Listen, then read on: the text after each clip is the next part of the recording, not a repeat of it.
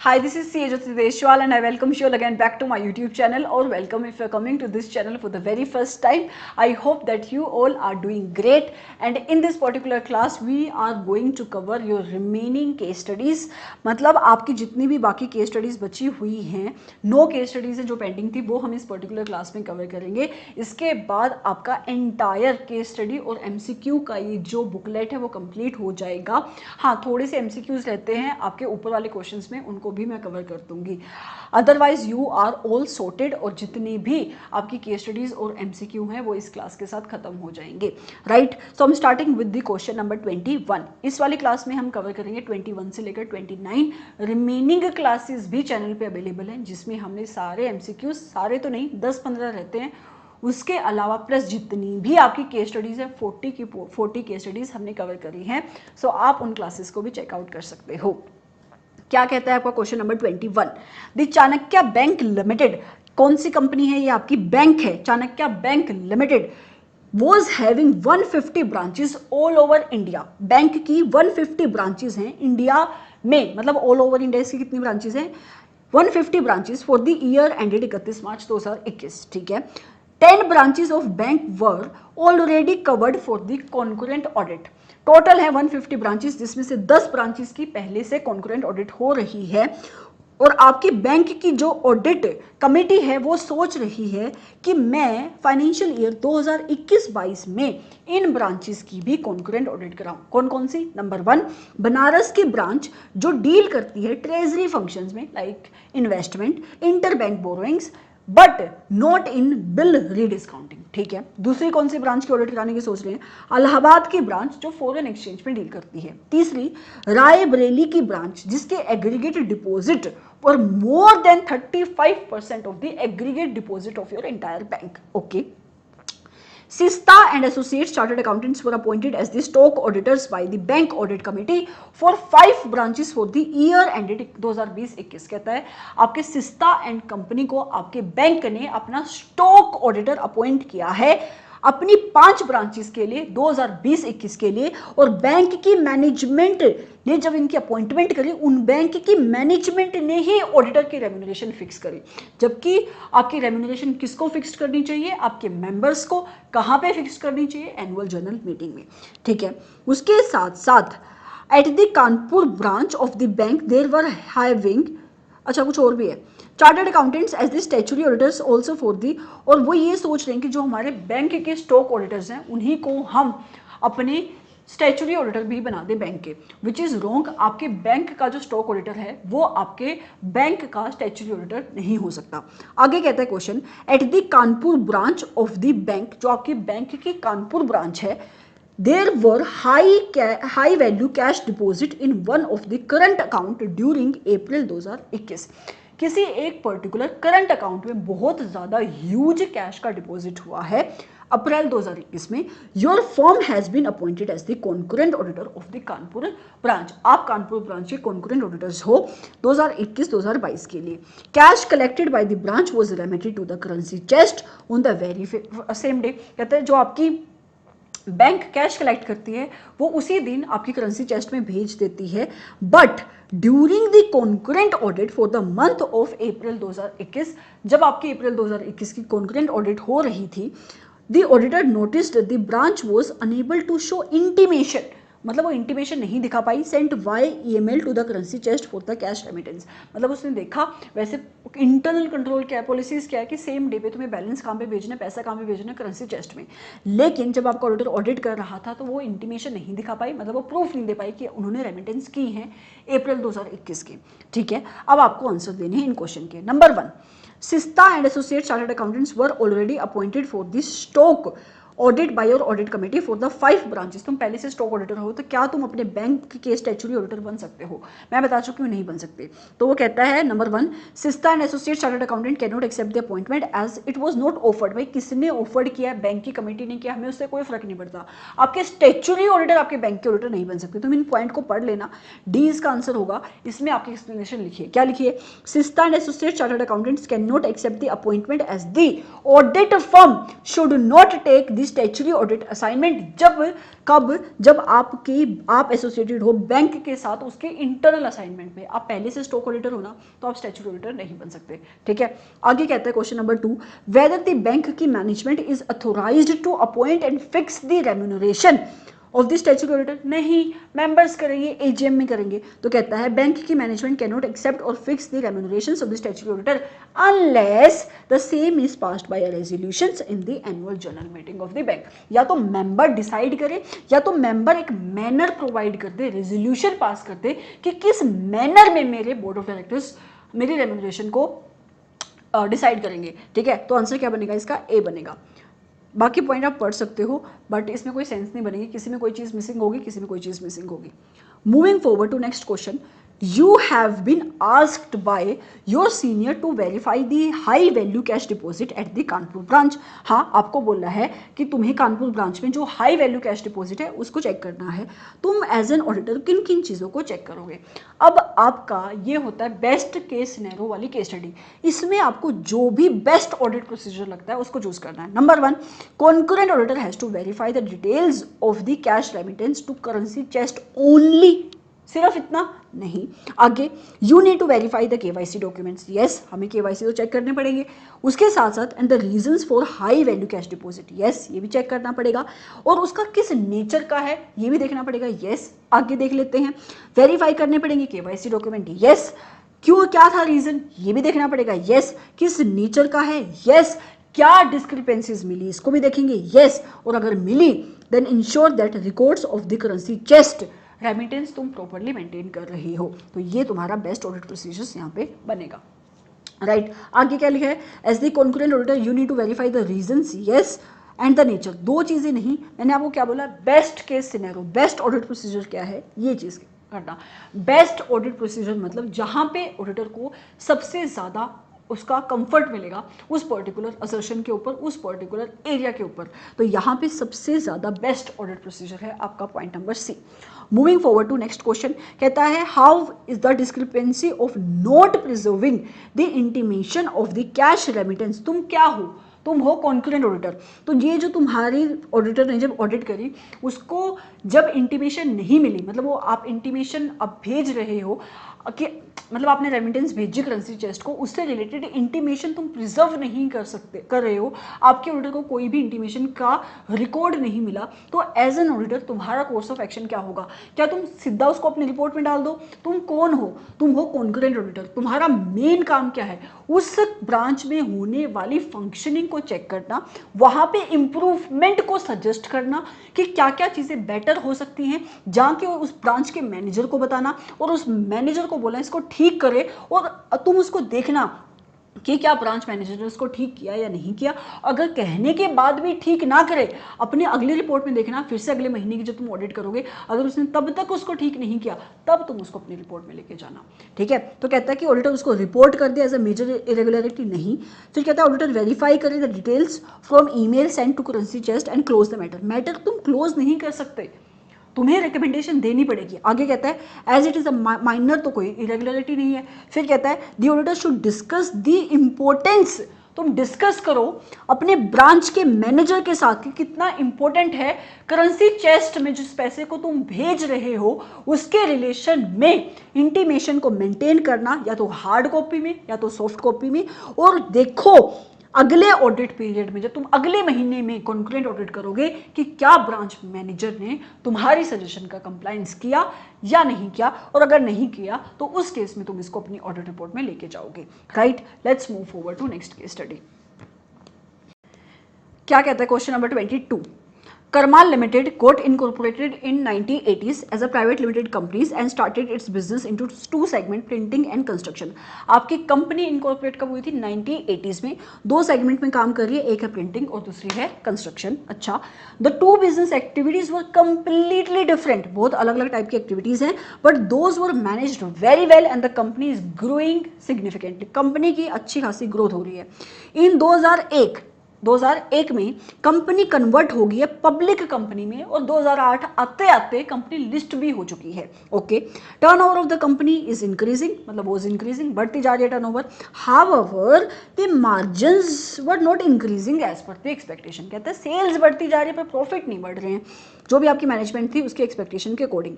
और management analyse कर रही है इस एस्पेक्ट को और उसने ये रियलाइज किया कि मैनेजमेंट के ये जो मार्जिन है वो क्यों नहीं, मतलब आपकी कंपनी के जो मार्जिन है वो क्यों नहीं बढ़ रहे हैं, क्योंकि जो आपका प्रिंटिंग का सेगमेंट है, ऊपर दो सेगमेंट देखिए, कंस्ट्रक्शन और प्रिंटिंग, प्रिंटिंग के सेगमेंट में मार्जिन नहीं इंक्रीज हो रहे हैं। कंपनी ने बोला कि देखो अब ऐसा करते हैं कि क्योंकि कंस्ट्रक्शन में ज़्यादा मार्जिन है तो कंस्ट्रक्शन के बिजनेस पे फोकस करते हैं।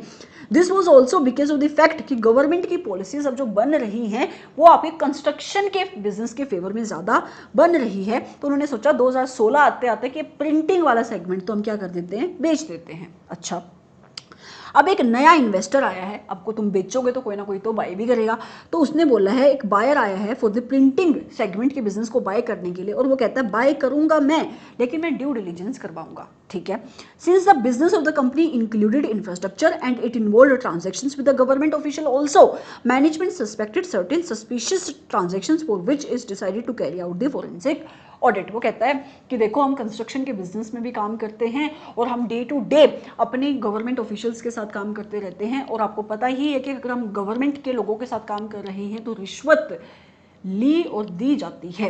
तो इस वजह से कहता है कि हमें, हमारी मैनेजमेंट को शक है कुछ ट्रांजैक्शंस के ऊपर कि शायद फ्रॉड हुआ है, तो इस वजह से वो फोरेंसिक ऑडिट कराना चाह रही हैं। किस फाइनेंशियल ईयर की, 2017-18 की।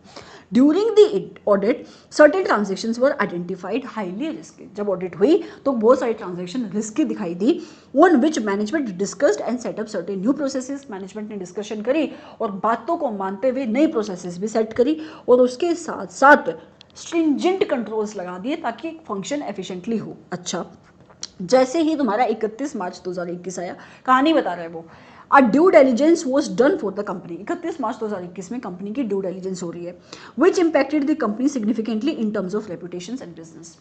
बहुत नाम खराब हो रहा है इस कंपनी का, क्योंकि कह रहे हैं कि ऐसा क्या हो गया इस कंपनी में कि इसकी ड्यू डिलीजेंस करवा रहे हैं।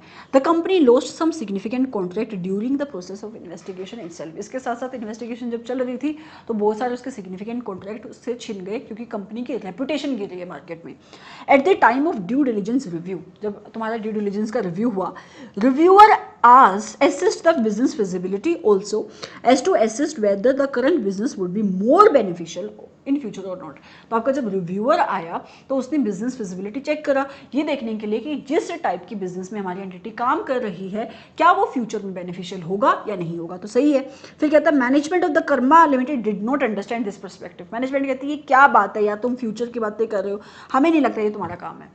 ऑल्दो तुम्हारा जो रिव्यूअर है वो सही कह रहा है, अगर वो तुम्हारी बिजनेस की फिजिबिलिटी चेक कर रहा है वो ड्यू डिलिजेंस का ही हिस्सा है। आगे कहता है question, the company had various litigations going including those related to matter of taxation. Company के ऊपर बहुत सारे केसेस चल रहे हैं, टैक्सेशन उनमें से एक मैटर है। Company had taken consultations in respect of these litigations from professionals and renowned legal tax consultant. The reviewer for due diligence reviewed this consultation documents and also asked the documents which are related to these matters. Further, he also suggested that decisions taken by the company in the same matters was not correct. वो कहता है आपकी company के ऊपर litigation के matters चल रहे हैं जिसके लिए आपकी जो मैनेजमेंट है, जो एंटिटी है, वो आपके एडवोकेट्स वगैरह से हेल्प लेती है, इन कंसल्टेंट से हेल्प लेती है। जब आपका रिव्यूअर आया, जब वो ड्यू डिलिजेंस कर रहा था तो उसने आपकी कंपनी से इन डॉक्यूमेंट्स को मांगा। कंपनी बोल रही है कि मैं इन डॉक्यूमेंट को दूंगी नहीं, उसके साथ साथ आपके जो भी एक्शन लिए हैं आपकी मैनेजमेंट ने इन डॉक्यूमेंट्स के ऊपर, आपके रिव्यूअर को लगता है वो एक्शन करेक्ट नहीं है। जैसे ही इन्वेस्टिगेशन चल रही थी, reviewer asked about the background of the promoters of the company. Obviously तुम्हारा इन्वेस्टिगेटर ने क्या पूछा कि इस कंपनी के जो प्रमोटर्स हैं उनका बैकग्राउंड क्या है, उनकी हिस्ट्री क्या है। मैनेजमेंट ने एक्सप्लेन करा, अरे इन्वेस्टिगेशन के लिए तुम्हें क्यों जानना है प्रमोटर्स के बैकग्राउंड को, क्यों नहीं जानोगे प्रमोटर्स के बैकग्राउंड को। अगर प्रमोटर्स तुम्हारी कंपनी का विजय माल्या है तो वो कंपनी तो वैसे ही डूबी डुबाई है ना। फिर कहता है further the management explain that the company has already gone through the processes of due diligence and forensic audit. कहते हैं यार अभी तो हमने पीछे करवाई थी अपनी फोरेंसिक ऑडिट और ड्यू डिलिजेंस, अब तुम्हें फिर से ये सारी चीज़ें जाननी है तो कोई ज़रूरी नहीं है। उन्होंने मना करते अपने प्रमोटर्स का बैकग्राउंड शेयर करने से। बहुत ही सिंपल सी केस स्टडी है, आपको जवाब देना है। नंबर 1, मैनेजमेंट का argument that the reviewer has no powers to access the business feasibility as to the company has running the profitability of from many years. क्या क्या मैनेजमेंट की कंटेंशन सही है या गलत है? मैनेजमेंट की कंटेंशन बिल्कुल गलत है। तो पहला कहता है कि contention of the management is correct, तो गलत है। आपके रिव्यूअर की contention is correct as due diligence covers the assessment of the business feasibility as well. ये हम भी कवर कर चुके हैं, अब बाकी पढ़ लेना। Next question, the due diligence reviewer was given audited financial statement of the company for the financial review for the year ended 31 March 2021। अच्छा, हाउएवर रिव्यूअर ने बोला मुझे तो 31 मार्च 2020 की भी फाइनेंशियल स्टेटमेंट दो which was audited by the statutory auditor of the company, लेकिन management ने कर दिया माना। तो क्या मैनेजमेंट सही कह रही है? आंसर इज नो, मैनेजमेंट बिल्कुल सही नहीं कह रही है। आपका रिव्यूअर इज आस्क, तो कहता है कि रिव्यूअर पूछ सकता है डॉक्यूमेंट उन फाइनेंशियल ईयर के रिलेशन में भी जिनकी ऑडिट खत्म हो चुकी है, तो आपका आंसर बनेगा बी। बाकी के दो ऑप्शन आप पढ़ सकते हो। अगला, अगर ऐसी केस स्टडी आ जाए तो you should say thank you to जो भी जिसमें भी तुम्हारा बिलीव है कि वाओ क्या केस स्टडी आई है। The reviewer for due diligence reviewed the consultation documents pertaining to various litigation going on including, यार क्या बोल रही हूँ मैं दोबारा से। The reviewer for due diligence reviewed the consultation documents pertaining, हाँ उसने ऊपर कंसल्टेशन ले ली थी तुम्हारी कंपनी, उसके डॉक्यूमेंट उसने रिव्यू करे, ठीक है, और उसने ये भी सजेस्ट किया कि जो भी डिसीजन ले रही हैं वो करेक्ट नहीं है। तो आपको बताना है कि क्या कोर्स ऑफ एक्शन वहाँ पे होना चाहिए। Number 1, reviewer needs to have independent assessment of the legal tax cases and any outcome needs to be discussed with the management. वो कह रहा है कि तुम ये जो डॉक्यूमेंट है इनके ऊपर भरोसा मत करो, तुम अपनी इंडिपेंडेंट असेसमेंट करो, और तुम्हारी जो भी असेसमेंट है इन लिटिगेशंस के ऊपर, इन मैटर्स के ऊपर, उसको मैनेजमेंट से डिस्कस करो। यस, आगे, the company should not have provided, अरे क्यों नहीं प्रोवाइड करेगी? Reviewer can study the tax consultation document but can not give his opinion, सब कुछ कर सकता है वो। उसने बोला tax and legal matters are not part of review, ये काम करना चाहिए आपके ऑडिटर को, मतलब रिव्यूअर को। आगे कहते हैं क्वेश्चन, द मैनेजमेंट में refuse to share the details of the promoters, कैसे कर देगी डिटेल्स? कहता है सिंस द कंपनी, जो भी बोलता है कि ये है वो है ऐसा है वैसा नहीं, आपकी कंपनी को आपकी मैनेजमेंट को देनी ही पड़ेगी अपने प्रमोटर्स की डिटेल्स। तो आपकी मैनेजमेंट की कंटेंशन करेक्ट नहीं है। आपका रिव्यूअर मांग रहा है आपके प्रमोटर्स की बैकग्राउंड की डिटेल, तो आपकी मैनेजमेंट को प्रोवाइड करनी पड़ेगी। इन पॉइंट को पढ़ लेना, सिर्फ कहानियाँ लिखी हैं। Let's move forward to next case study. क्या कहते हैं क्वेश्चन नंबर 23, कहता है mister I was appointed as the statutory auditor of messrs new limited and messrs old limited. Mister I को अपॉइंट किया है स्टैट्यूटरी ऑडिटर कौन सी कंपनी का? न्यू लिमिटेड का और ओल्ड लिमिटेड का। Both the companies were having their base in the Chennai and they had recently listed there shares on the stock exchange. दोनों ही कंपनी के ऑफिस कहाँ पे हैं? कंपनी की बेस है चेन्नई में और आप उनके शेयर्स हैं लिस्टेड, मतलब लिस्टेड कंपनी है in short. For the financial year 2021-22 mister I had resigned, Mr. I signed the limited review reports for the each quarter till the quarter ended 31 December 2021 for both the companies। उसके पास दो company की audit है, एक है Messrs limited, दूसरी है Messrs old limited. Financial year 2021-22 के लिए मिस्टर आई ने दोनों ही कंपनी की लिमिटेड रिव्यू रिपोर्ट साइन करी है 3 क्वार्टर्स के लिए। कितने क्वार्टर्स के लिए? 3 क्वार्टर के लिए। अपने कुछ पर्सनल रीजंस की वजह से उसके ऊपर काम का लोड बढ़ रहा था, इसको देखते हुए आपके ऑडिटर ने न्यू लिमिटेड से रिजाइन कर दिया है 30 जनवरी 2022 को, और उसने कंपनी को बोल दिया कि ऐसा करो किसी और ऑडिटर को अपॉइंट कर लो, तो जो तुम्हारा बाकी का पीरियड बचा है, मतलब जो तुम्हारा 1 क्वार्टर पीरियड बचा है, उसकी ऑडिट के लिए, उसकी रिपोर्ट के लिए, एज वेल एज तुम्हारी पूरे फाइनेंशियल ईयर की ऑडिट होगी, उसकी रिपोर्ट बनाने के लिए किसी और ऑडिटर को अपॉइंट कर लो। लेकिन मैनेजमेंट इस बात को नहीं मान रही है। मैनेजमेंट कहती है तुम्हारी रिस्पॉन्सिबिलिटी है कि जो क्वार्टर बचा है उसकी रिपोर्ट दे के जाओ, उसके साथ साथ पूरे के पूरे फाइनेंशियल ईयर की रिपोर्ट देके जाओ। अब मैं तुम्हें प्रोविजंस बता देती हूँ, ये मैंने प्रोविजंस यहाँ पे लिख के रखी है, it is an important provision, तुम चाहो तो इसका स्क्रीनशॉट वगैरह मार सकते हो। ये प्रोविजन है तुम्हारे एलओडीआर की। कोई भी कंपनी जो कि एक लिस्टेड एंटिटी है, अगर उसका ऑडिटर रिजाइन कर जाता है, वहाँ पे आपको ये 3 सिचुएशन में 3 चीज़ें देखनी है। क्या चीज़ें देखनी है मैम? नंबर 1, देखो आपके ऑडिटर की रिस्पॉन्सिबिलिटी होती है in relation to making the limited review report या audit report as the case में भी, ठीक है, कि ये 3 सिचुएशन एप्लीकेबल होंगी। अगर आपके ऑडिटर ने रिजाइन किया है with in 45 days from the end of the quarter खत्म हुआ उसके 45 दिन के अंदर उसने रिजाइन कर दिया, तो अपनी रेजिग्नेशन से पहले वो लिमिटेड रिव्यू रिपोर्ट या फिर ऑडिट रिपोर्ट बना के जाएगा उस क्वार्टर की जिस क्वार्टर में उसने रिजाइन किया। तो विद इन 45 डेज के अंदर उसने रिजाइन किया तो सिर्फ उसी क्वार्टर की उसको रिपोर्ट बना के जानी है। लेकिन 45 दिन के बाद, मतलब क्वार्टर खत्म हुआ उसके 45 दिन के बाद आपने रिजाइन किया तो उस क्वार्टर की उसके साथ साथ अगले क्वार्टर की भी लिमिटेड रिव्यू रिपोर्ट उसको बना के जानी है या ऑडिट रिपोर्ट। लेकिन कोई भी चीज जो 1 और 2 में कवर्ड है उससे हमें कोई फर्क नहीं पड़ता अगर सिचुएशन ये है। सिचुएशन क्या है कि अगर आपके ऑडिटर ने 3 क्वार्टर की लिमिटेड रिपोर्ट या आपकी ऑडिट रिपोर्ट बना दी है तो 4th क्वार्टर की रिपोर्ट भी वही बना के जाएगा रेजिग्नेशन से पहले, और जो भी आपका पूरा फाइनेंशियल ईयर है उस फाइनेंशियल ईयर की ऑडिट रिपोर्ट भी आपका ऑडिटर ही बना के जाएगा। तो इस केस में क्योंकि आपके ऑडिटर ने 3 क्वार्टर की रिपोर्ट दे दी थी तो 4th क्वार्टर की रिपोर्ट भी वही बना के जाएगा, एज वेल एज जो आपकी कंपनी के पूरे फाइनेंशियल ईयर की रिपोर्ट है वो भी वही बना के जाएगा। सिचुएशन यहाँ पे कवर्ड होती है, राइट। तो इस केस में आपकी मैनेजमेंट सही कह रही है। आगे कहता है क्वेश्चन, हाउएवर जो आपका आई था वो आपकी मेसर्स और लिमिटेड की ऑडिट कर रहा था, लेकिन हुआ क्या, फर्स्ट वीक ऑफ मार्च 2022 उसकी वाइफ ने सम बोरो कर लिया है कंपनी से, उधारी ले ली 6 लाख रुपए की, आपकी खुद की, आपकी रिलेटिव की, आपके पार्टनर की अगर इनडेटनेस है कंपनी से इन एक्सेस ऑफ ₹5 लाख तो आप डिस्क्वालीफाइड हो जाते हो section number 141 sub section number 3 में। तो ये बाद में जाकर अगर डिस्क्वालिफिकेशन हुई है तो कौन सा सेक्शन लगेगा यहाँ पे, 141 सब सेक्शन नंबर 4, जो कहता है कि अगर after the appointment section number 141 sub section 3 की कोई भी डिस्क्वालिफिकेशन तुम्हारे ऊपर अट्रैक्ट होती है तो तुम्हें अपना ऑफिस तभी वैकेट करना पड़ेगा। ठीक है, तो वो कहता है कि उसने अपना वैकेट कर दिया है ऑफिस, लेकिन ये भी यही कह रहा है कि मेरी तो कोई रिस्पॉन्सिबिलिटी बनती नहीं है कि मैं कोई भी लिमिटेड रिव्यू रिपोर्ट देके जाऊं या ऑडिट रिपोर्ट देके जाऊं। तो आपको बताना है क्या ये सही है। तो यहाँ पे एक दूसरी प्रोविजन आती है कि अगर रीजन डिस्क्वालिफिकेशन की वजह से वो जा रहा है तो उस केस में उसको ये वाली रिपोर्ट्स देने की रिक्वायरमेंट एप्लीकेबल नहीं होती है। तो इस केस में आपका ऑडिटर सही है।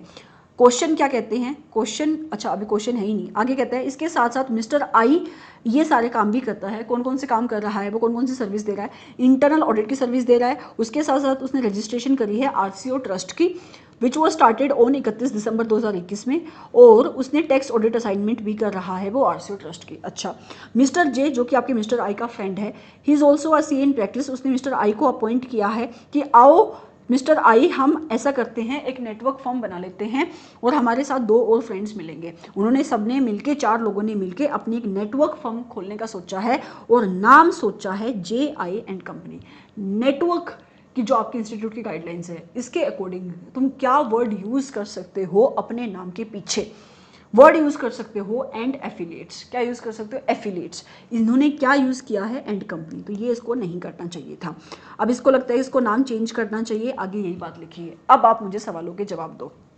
पहला क्वेश्चन क्या है, पहला क्वेश्चन है is the management of messrs new limited is right. Yes, ये मैं बता चुकी हूँ, न्यू लिमिटेड के केस में मैनेजमेंट राइट है, क्योंकि अगर आपके ऑडिटर ने 3 क्वार्टर की लिमिटेड रिव्यू रिपोर्ट या ऑडिट रिपोर्ट इशू कर दी है तो जो 4th क्वार्टर है उसकी लिमिटेड रिव्यू रिपोर्ट या फिर ऑडिट रिपोर्ट भी आप ही इशू करोगे, प्लस उसके साथ साथ पूरे के पूरे फाइनेंशियल ईयर की ऑडिट रिपोर्ट भी आप ही इशू करोगे। तो जो कहता है कि मैनेजमेंट राइट नहीं है उसको काट दो। कहता है मैनेजमेंट राइट है, yes if the auditor resigns within the 45 days. हमारे ऊपर तो ये सिचुएशन ही नहीं लग रही है। फिर कहता है कि मैनेजमेंट नहीं राइट है, काट दो। यस मैनेजमेंट राइट है, I will be responsible to issue the audit report for last quarter which is 4th quarter as well as your audit report for your financial year as a whole, क्योंकि उसने 3 quarter की audit report issue कर दी थी।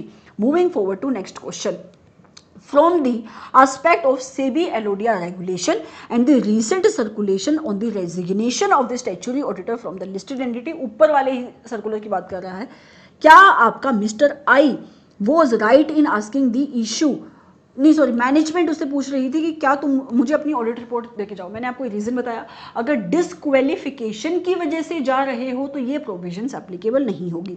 तो management सही नहीं है तो काट दो। तो कहता है मैनेजमेंट सही नहीं है, तो मैनेजमेंट नहीं है क्योंकि वो डिसक्वालीफाइड हुआ है under section number 141 of the companies act, तो ये प्रोविजंस एप्लीकेबल ही नहीं होगी। तो आंसर बनेगा B. Moving forward to next question, कहता है विच अमंग द नेम उनको यूज करना चाहिए। मैं बता चुकी हूं आपको, नाम यूज करना चाहिए affiliates, JI and affiliates.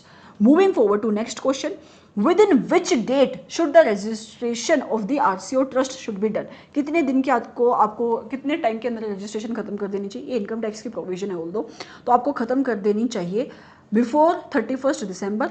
Tax audit report और अच्छा क्वेश्चन 2-3 एक रुको within which date registration of RCO trust should be done. तो 31 दिसंबर तक हो जानी चाहिए, ये इनकम टैक्स की प्रोविजन है। ठीक है, इसको तुम्हारे इनकम टैक्स में ट्रस्ट वाला चैप्टर है ना, वहाँ पे इसको चेक कर सकते हो। किस फॉर्म में जाएगी, फॉर्म नंबर 10B में जाएगी, राइट। इसको ये फॉर्म नंबर 10B तो हमारे सिलेबस में भी है, तो you can check it from there. So this was your case study number 23. Let's move forward to next case study, that is 24. Question number 24, messrs IMN company chartered accountants is a newly started firm. नई नई आपकी firm बनी है और उनको पहली assignment मिली है to conduct the statutory audit मिल गई है उसको, वो भी किसकी, मेसर्स CD क्रैकर्स लिमिटेड की, एक पब्लिक कंपनी की। Wow, since it was their first audit, पहली उनकी ऑडिट थी। कंपनी के जो पार्टनर्स हैं फटाफट उन्होंने काम एक्सेप्ट कर लिया, करना ही था क्योंकि एक लिस्टेड कंपनी है। Without paying attention to the relevant procedures, उन्होंने नहीं देखा कि उनको किससे कम्युनिकेशन करनी है, क्या प्लानिंग है, क्या उनकी प्री कंडीशन है, उन्होंने फटाफट ऑडिट मिली, काम एक्सेप्ट कर लिया। They started their audit work from 25 May. काम कब से शुरू किया, 25 मई 2021 से। कौन से फाइनेंशियल ईयर की ऑडिट है, फाइनेंशियल ईयर 2020-21 की ऑडिट है। जब वो ऑडिट कर रहे थे, during the course of audit उनको कुछ पता लगा। क्या, नंबर 1, ऑडिटर रिक्वेस्टेड, अच्छा पता नहीं लगा, उन्होंने रिक्वेस्ट करी है for the financials of the preceding previous year. आपकी ऑडिटर आए, उन्होंने आपकी मैनेजमेंट को बोला देखो मुझे पिछले साल की, मतलब 31 मार्च 2021 तो उनका करंट फाइनेंशियल ईयर है, वो कहते हैं मुझे पिछले साल की भी तुम फाइनेंशियल स्टेटमेंट दो along with the details of the transaction till 25 May of the current year. आपका करंट ईयर का फाइनेंशियल ईयर खत्म कब हो रहा है, 31 मार्च 2021 का।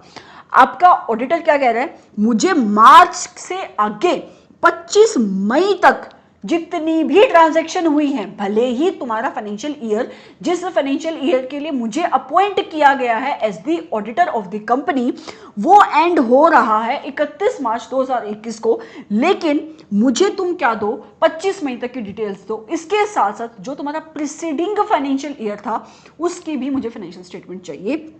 लेकिन आपकी मैनेजमेंट ने मना कर दिया, कहती है मैनेजमेंट ये तो तुम्हारे स्कोप के बाहर की बातें हैं, मतलब तुम्हारे ऑडिट के स्कोप में ये नहीं आता है। तो अगर मैं आपके S A number 510 that is opening balances में आपके ऑडिटर की रिस्पॉन्सिबिलिटी क्या होती है उसकी बात करूं, और एसए नंबर 560 जो बात करता है ऑडिटर की responsibility in relation to subsequent event, जो कौन से इवेंट हैं जो हो रहे हैं after the balance sheet date but before the auditor's report, उसके रिलेशन में आपके ऑडिटर की रिस्पॉन्सिबिलिटी क्या है। तो अगर आपका ऑडिटर अपनी उन रिस्पॉन्सिबिलिटी को फुलफिल करना चाह रहा है तो उसको लगेंगी अपनी फाइनेंशियल स्टेटमेंट। ये आपकी पिछले साल की भी, क्योंकि पिछले साल आपका कोई और ऑडिटर था, उसको ओपनिंग बैलेंसेस के ऊपर कंफर्ट लेना है, तो कंफर्ट लेना है तो उसको देखना पड़ेगा कि क्या जो अकाउंटिंग पॉलिसीज आपकी मैनेजमेंट पिछले साल फॉलो कर रही थी क्या इस साल भी वही फॉलो कर रही है। तो उसके लिए उसको क्या लेनी पड़ेगी, पिछले साल की फाइनेंशियल स्टेटमेंट लेनी पड़ेगी।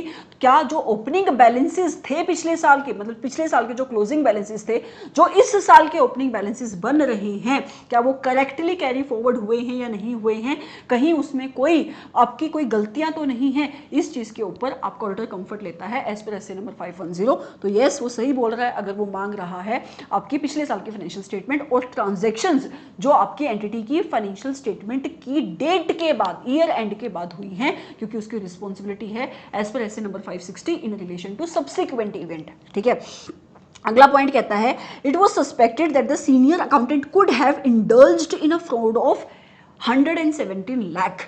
आपके ऑडिटर को सस्पेक्ट है कि हो सकता है आपकी कंपनी के एक एम्प्लॉई ने फ्रॉड किया है 117 लाख रुपए का।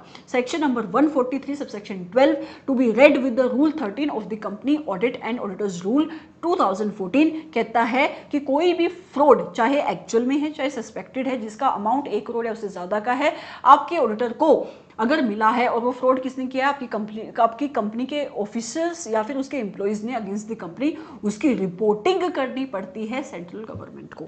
लेकिन क्वेश्चन क्या है, जब आपके ऑडिटर ने फर्दर इन्वेस्टिगेशन करी, मैनेजमेंट से पूछताछ करी, उसको पता लगा कि ये तो एक मिस्टेक थी, अकाउंटेंट ने तो एक मिस्टेक कर दी थी, गलती से डेबिट क्रेडिट की एंट्री डाल दी थी उसने, और जिस वजह से 18 लाख रुपए का डिफरेंस आ रहा है, और जो बाकी अमाउंट का डिफरेंस है उसके रिलेशन में भी आपकी मैनेजमेंट ने ऑडिट एविडेंस पकड़ा दिए।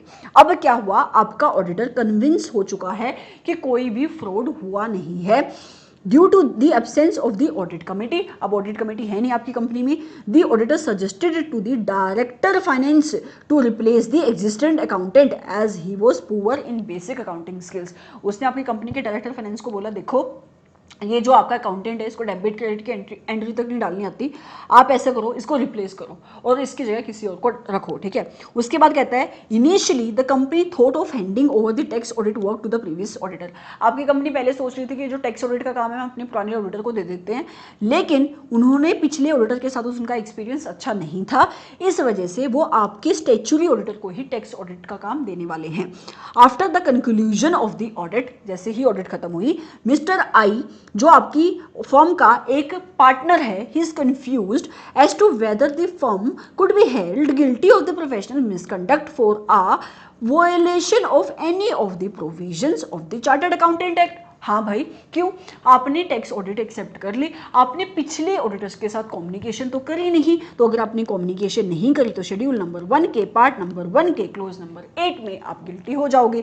फिर कहता है उसने कॉन्टैक्ट करा है मिस्टर एम जो उसका पार्टनर है to get the clarification about the doubt. ठीक है, क्लैरिफिकेशन लेने की इसको जरूरत ही नहीं है, ये गिल्टी है। आगे कहता है question, mister messrs hire P private limited is it is a public limited, is a recruitment agency contacted Mr. I regarding a vacancy in one of the leading manufacturing company।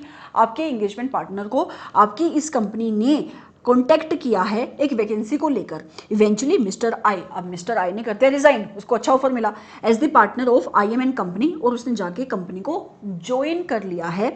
The agency raised an invoice for the services which are rendered by them. उन्होंने क्या किया है, आपकी company ने invoice raise किया है for the services, और amount कितना है 0.2% of the CTC which is offered.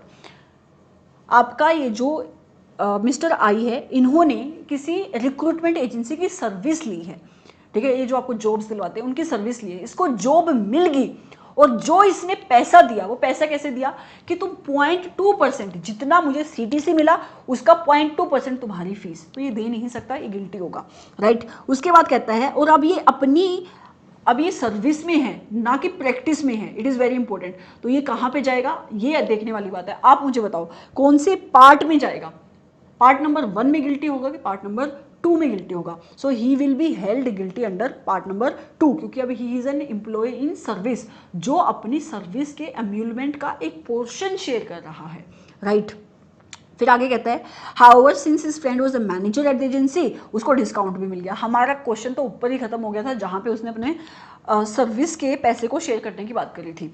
आगे कहता है, angered by the act of resignation. अब आपके मिस्टर एम जो कि दूसरा ऑडिट पार्टनर है, उसको बड़ा गुस्सा आया, उसने कंप्लेंट डाल दिया ICI में। उसने बोला कि मिस्टर आई ने तो करी है वोलेशन, हाँ उसने वोलेशन तो करी है, लेकिन जैसे ही मिस्टर आई को पता लगा, अब मिस्टर आई ने सोचा मैं भी रिवेंज लूंगा मिस्टर एम से, और उसने सोच रहा था कि किस रीजंस की वजह से रिवेंज लिया जा सकता है, तो उसने कंप्लेन भेजी है ICI को इस फैक्ट को लेकर कि mister M was engage as a registration authority for obtaining the digital signature for his client. अरे ये काम तो हम करते हैं ना, ठीक है, तो इसमें तो कोई भी इसने वायलेशन करा नहीं। फिर उसने बोला, quoting the same he filed a complaint against mister M to the ICI। अब आपको देने हैं सवालों के जवाब। Number 1, what can you infer from the situation given in point number 1?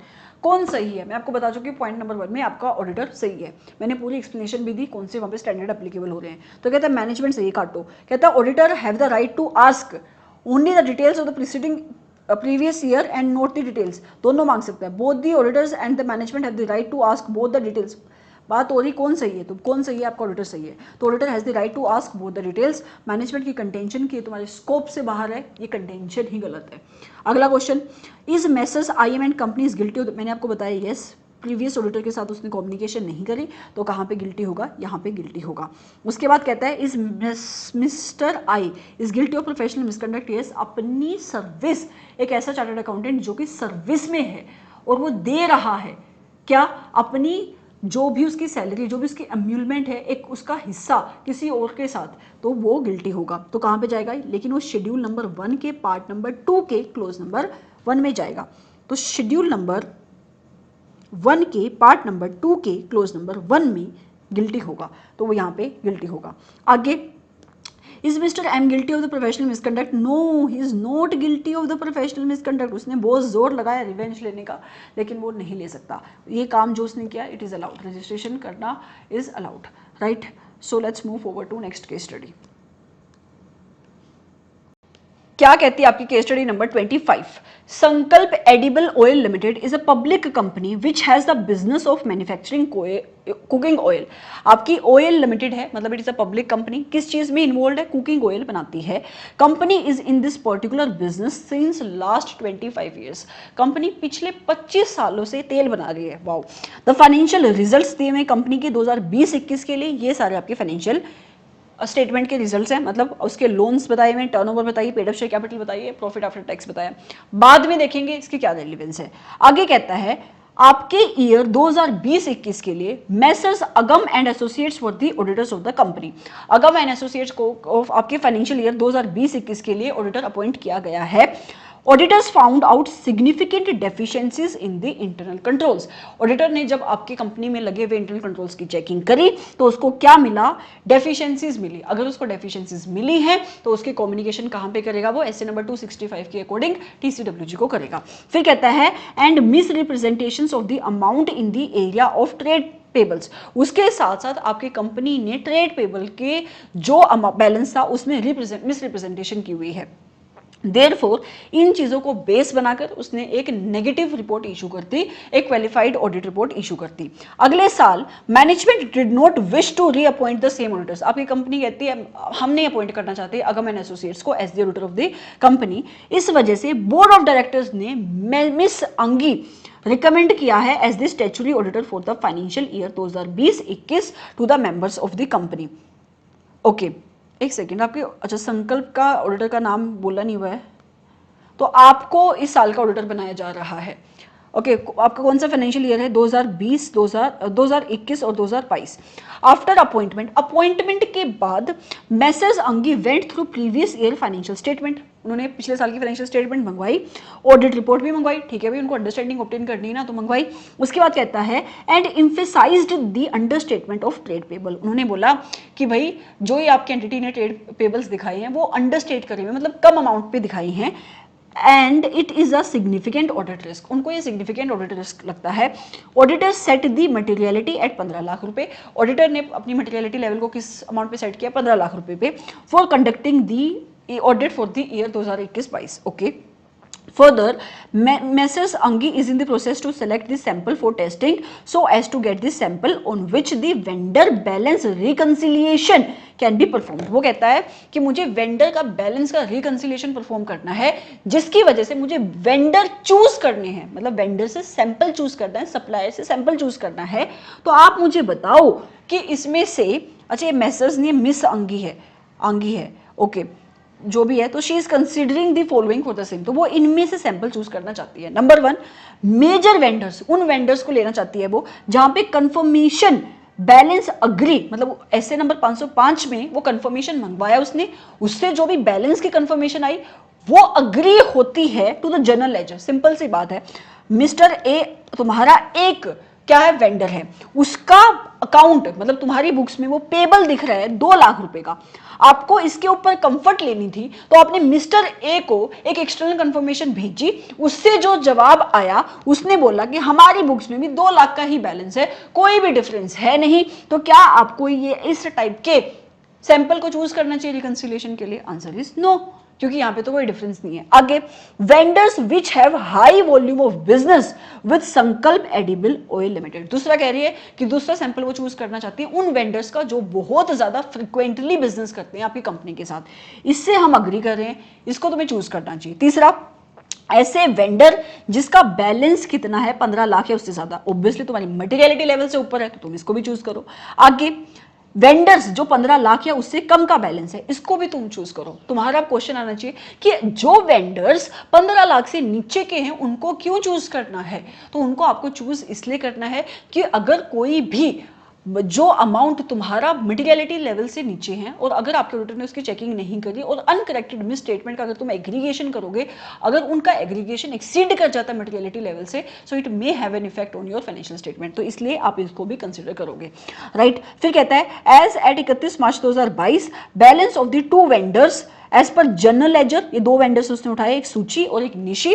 तुम्हारी जर्नल लेजर में मतलब एंटिटी की बुक्स ऑफ अकाउंट में बैलेंस दिख रहा है 15 लाख रुपए का सूची का, निशी का दिख रहा है 65 लाख का, लेकिन जो उन्होंने अपने वेंडर से कंफर्मेशन मंगवाई वहां पे सूची का बैलेंस कितना था 20 लाख रुपए का और ये आपका निशी का बैलेंस दिख रहा है 80 लाख रुपए का, मतलब डिफरेंसेस है वहां पे। फिर कहता है कि सूची के रिलेशन में जो डिफरेंस है उसकी एक्सप्लेनेशन तुम्हारी मैनेजमेंट ने क्या दी है कि देखो डिस्प्यूट चल रहा है आपके 5 लाख के बैलेंस के ऊपर, मतलब आपने इस सूची लिमिटेड से सामान मंगवाया है, ठीक है, तो मतलब ये आपके क्या हो गए, पेबल्स हो गए।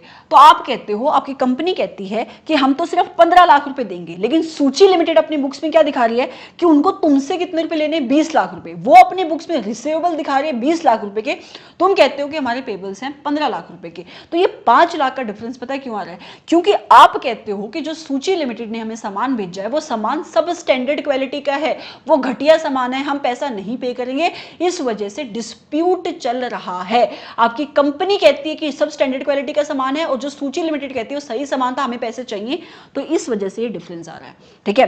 फिर कहता है निशी का क्या रीजन है, निशी का रीजन ये है ये 15 लाख का डिफरेंस आने का कि एक वाउचर 10 लाख रुपए का, दूसरा वाउचर है 5 लाख रुपए का। एक वाउचर बना था 25 मार्च को, दूसरा वाउचर की डेट है 27 मार्च की, लेकिन आपके अकाउंट पेबल को ये दोनों वाउचर कब मिले, वाउचर बनाएगा कौन, आपका सेलर। तो जब आपके अकाउंटेंट के पास ये वाउचर आई हैं, वो कब आए हैं, भले उसके ऊपर डेट 25 मार्च की लिखी है, लेकिन वाउचर कब के हैं, वो 3 अप्रैल, मतलब मिले कब हैं आपके अकाउंटेंट को, 3 अप्रैल 2022 को। तो अकाउंटेंट कहता है जब मुझे मिले ही फाइनेंशियल ईयर के बाद हैं तो मैं इसको अपनी फाइनेंशियल स्टेटमेंट में रिकॉर्ड क्यों करूं, मतलब मैं कैसे रिकॉर्ड कर सकता हूं कोई इसको 31 मार्च 2022 को। तो आपका अकाउंटेंट सही कह रहा है, तो वो तो उसको रिकॉर्ड नहीं कर पाएगा। लेकिन अगर आपके ऑडिटर को इसके ऊपर कंफर्ट लेना है तो वो कौन कौन से ऑडिट प्रोसीजर्स परफॉर्म कर सकता है, तो वो एक तो good receipt note that is GRN, उसको चेक कर सकता है। उससे क्या होगा, जब आपकी कंपनी के अंदर रॉ मटेरियल आया होगा, सामान आया होगा सप्लायर से, तो गेट से एंट्री हुई होगी, ठीक है, तो गेट पास भी चेक हो सकता है। उसके साथ साथ जब गुड रिसीव करते हो तुम, तो गुड रिसीव नोट बनते हो, इन्वेंटरी के रिकॉर्ड्स चेक कर सकते हो, तो तुम्हारा auditor alternative audit procedures perform कर सकता है in order to take the comfort over this balance. आगे कहता है क्वेश्चन, मिस अंगी टुक द सैंपल्स, उसने सैंपल लिए to verify the trade payables which covered 30% of the population during the audit, और उसको 2 एरर मिली हैं 12 लाख रुपए की, ठीक है, 4 लाख और 8 लाख की 2 गलतियां उसको मिली हैं, टोटल मिला के कितनी गलती मिली, 12 लाख रुपए की। 4 lakh was due to 1 invoice not being recorded due to weak inefficient control mechanism. कहती है कि 4 लाख की गलती तो इसलिए मिली क्योंकि कंपनी के इंटरनल कंट्रोल्स अच्छे नहीं थे, पॉलिसीज अच्छी नहीं थी, तो आपके किसी इंप्लॉय ने 4 लाख की रिकॉर्डिंग करी नहीं। 8 लाख की गलती इसलिए मिली है कि अभी जो तुम्हारा जो बंदा था, जो तुम्हारा अकाउंटेंट था, वो छोड़ के चला गया, जिस वजह से तुम्हारा अभी कोई टेम्पररी बंदा है जो अकाउंटिंग की एंट्री डाल रहा है, उसको इतनी नॉलेज नहीं है, तो 8 लाख की गलती इस वजह से मिली है। अब आपको देने हैं सवालों के जवाब। पहला question, which item should miss Angi select for the testing so as to, मैं बता चुकी हूँ उसको कौन सा चूज करना चाहिए। सेकंड, थर्ड एंड फोर्थ इसका आंसर है, मतलब वो जहां पे बैलेंस मैच कर रहा है उसको छोड़कर आपको चूज करने पड़ेगी। तो आपका इसका आंसर कौन सा बनेगा, second, third and fourth, right. So इसका आंसर बनेगा B. Moving forward to next question, how can miss Angi audit the operating effectiveness of the internal controls around the accounting of trade payable. सबसे best तरीका है, आप इन सारे method को पढ़ लेना, सबसे बेस्ट तरीका है आप क्या करो, एक फेक इनवॉइस डाल दो सिस्टम में, मतलब फेक मतलब झूठे नाम का इनवॉइस डाल दो। अगर वो फेक इनवॉइस तुम्हारा सिस्टम बिना किसी ऑब्जेक्शन के, बिना किसी एरर के प्रोसेस कर लेता है, तो इसका मतलब तुम्हारे इंटरनल कंट्रोल वीक हैं। अगर सिस्टम ने कोई एरर नहीं शो करी तो तुम्हारे सिस्टम के जो इंटरनल कंट्रोल है वो क्या है, वीक है। तो इसका आंसर ये है। अब पढ़ लो सारे एग्जाम में। अब ये कैसा क्वेश्चन है, ये तुम्हारी नॉलेज बेस्ड क्वेश्चन है। अब तुम पढ़ोगे तुम्हें बेस्ट तरीका ये लगेगा, right. Moving forward to next question, what are the audit procedures that Miss Angi should perform to verify whether the payables balance of Nishi Sunflower, जो तीसरा जिसमें 15 लाख का डिफरेंस था, करेक्टली रिकॉर्ड हुए हैं या नहीं हुए। मैंने आपको बोला GRN वगैरह चेक कर सकती है वो, ठीक है। तो वो कह रहे हैं कंफर्मेशन भेज दो, कंफर्मेशन भेजने की जरूरत नहीं है। वेरीफाई कर लो बैंक पेमेंट्स, नहीं है, बैंक पेमेंट क्यों वेरीफाई करोगे यार, पैसे पे थोड़ी इशू हो रहा है। फिर कहते हैं रिव्यू कर लो listing of the purchase order to confirm whether, फिर तुम बोल रहे हो पीओ चेक कर लो। पीओ मैंने क्या बोला, सामान अंदर आया या नहीं आया, उसके लिए रिस्पेक्ट में तुम क्या कर लो, गुड रिसिप्ट चेक कर लो, राइट। तो तुम्हारा आंसर, क्योंकि तुम्हारा जो सामान है उसके इनवॉइस डेट पे इशू हो रहा है ना, तो इस वजह से। तो आप ये कौन सा चेक करोगे, डी। ये मैं इसको एक्सप्लेन भी कर चुकी हूँ ऊपर। आगे कहता है what would be the proper course of action to be taken by the messrs Angi for 2 errors amounting to ₹4 lakh और 8 lakh in this given situation. देखो वो कहता है कि ये जो भी आपको 4 लाख और 8 लाख की गलती मिली है, तुम क्या करोगे आपको ऑडिटर, क्या उसको रिपोर्ट में डाल दे, क्या वो क्वालिफाइड ऑडिट रिपोर्ट दे दो। देखो सबसे पहले उसको सैंपल चूज किया, उसको सैंपल में गलती मिली, तो उस सैंपल की प्रोजेक्शन करो तुम एंटायर पॉपुलेशन पे। तुमने कितनी पॉपुलेशन चूज करी थी, 30% की, उसमें गलतियां मिली ना। अब अगर 30% की पॉपुलेशन में 12 लाख की गलती है, तो 100% पॉपुलेशन में कितनी गलतियां हो सकती हैं। सबसे पहले तुम्हें उसकी प्रोजेक्शन करनी पड़ेगी, इसको कहते हैं projection. As per SA number 530 में आप इस चीज को पढ़ते हो। तो आंसर क्या होगा, जो भी तुम्हारे एरर मिले हैं उसका तुम्हें इंपैक्ट नोट करना पड़ेगा इन द ऑडिट सैंपल, और उसकी प्रोजेक्शन करनी पड़ेगी across the whole population. So आपका आंसर बनेगा D, right. Moving forward to next, अच्छा ये आपकी केस स्टडी खत्म हो गई है। अब आपको let's move forward to next case study, that is case study number 26। क्या कहता है आपका question number 26, CA David was appointed as a statutory auditor of the Growth Limited. CA David को अपॉइंट किया है ग्रोथ लिमिटेड ने, मतलब public company ने, अपना statutory auditor, having its headquarter at Mumbai. आपके फर्म के हेडक्वार्टर कहाँ पे है, ये है मुंबई में। Growth limited was involve in the retail and packaging का बिजनेस। ग्रोथ लिमिटेड पैकेजिंग और रिटेल के काम में काम करती है, एंड उसकी ब्रांचेज हैं इंडिया के 6 स्टेट्स में। अच्छा सॉरी, आपकी कंपनी का हेडक्वार्टर है मुंबई में, मुझे लगा फर्म का हेडक्वार्टर है। उसके साथ साथ 6 स्टेट्स में वो काम करती है, और इसका भी हेडक्वार्टर है मुंबई में। आई एम नॉट श्योर यार इसने लाइन कैसे लिखी है, क्वेश्चन के लिए एनीवेज रेलिवेंट भी नहीं है। आगे कहता है it had a policy to appoint different auditor for each branch in different state. वो कहता है जितनी भी हमारी ब्रांचेज हैं, हर एक ब्रांच के लिए हम एक डिफरेंट ऑडिटर अपॉइंट करते हैं। तो हो सकता है क्वेश्चन ऐसे नंबर 600 से पूछा गया हो, जहां पे आपके एचओ का ऑडिटर कोई और है, कंपनी का ऑडिटर कोई और है, और ब्रांच के ऑडिटर कोई और हैं, ठीक है। एंड कहता है सेंट्रल ऑडिटर है हमारे लिए पास मुंबई हेडक्वार्टर का कोई और। For the financial year ended 31 March 2021 all branch audit reports were received by CA David. CA David को आपका हेड ऑफिस का ऑडिटर बनाया है, और आपके सीए डेविड को जो भी रिटर्न्स आनी थी, ऑडिट रिपोर्ट आनी थी ब्रांच के ऑडिटर से, वो सारी रिपोर्ट मिल चुकी है फाइनेंशियल ईयर 31 मार्च 2021 के लिए, ठीक है। There was an increase in the sales for all the branches. कहता है सारी ब्रांचेस की सेल्स बढ़ रही है, लेकिन आपकी जो केरला ब्रांच की सेल्स है वो डिक्लाइन हो रही है, 17% से उसका फॉल आया है in comparison to the last year. Hence CA David requested CA Chinna Swami auditor of the Kerala branch to share the audit working papers. अब आपका ये जो एचओ का ऑडिटर है वो आपकी ब्रांच के ऑडिटर को कहता है ये 17% का फॉल आया है आपकी सेल्स में, मैं जानना चाहता हूं क्यों। तो ऐसा करो, तो मुझे अपनी वर्किंग शेयर कर दो, अपने ऑडिट डॉक्यूमेंटेशन शेयर कर दो, which is not allowed, right. आगे कहता है during the year growth limited uses it's security premium of 7 crore for writing of the unabsorbed depreciation of 2.5 crore and issue of bonus share for 4.5 crore. Company के security premium account में 7 करोड़ रुपए का balance था। Company ने 7 करोड़ रुपए के बैलेंस को कैसे यूज किया है, 2.5 करोड़ का उसने अनअब्सॉर्ब्ड डेप्रिसिएशन पड़ा था, उसको राइट ऑफ कर दिया, और रिमेनिंग को यूज कर लिया 4.5 करोड़ का।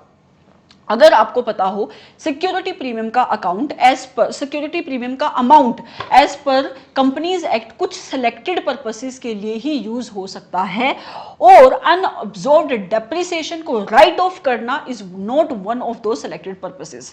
मतलब आपकी कंपनी सिक्योरिटी प्रीमियम के अमाउंट को यूज नहीं कर सकती to write off the your unabsorbed depreciation, लेकिन आपकी कंपनी यूज कर सकती है सिक्योरिटी प्रीमियम के अमाउंट को किस लिए? For the capitalisation of profits, या फिर अगर हम दूसरे वर्ड्स में इस बात को बोले for the issue of bonus shares. तो आपकी कंपनी ने गलत क्या किया है? ये जो इस सिक्योरिटी प्रीमियम अकाउंट का जो उस अकाउंट में पैसा था उसने किस पर्पस के लिए यूज कर लिया है?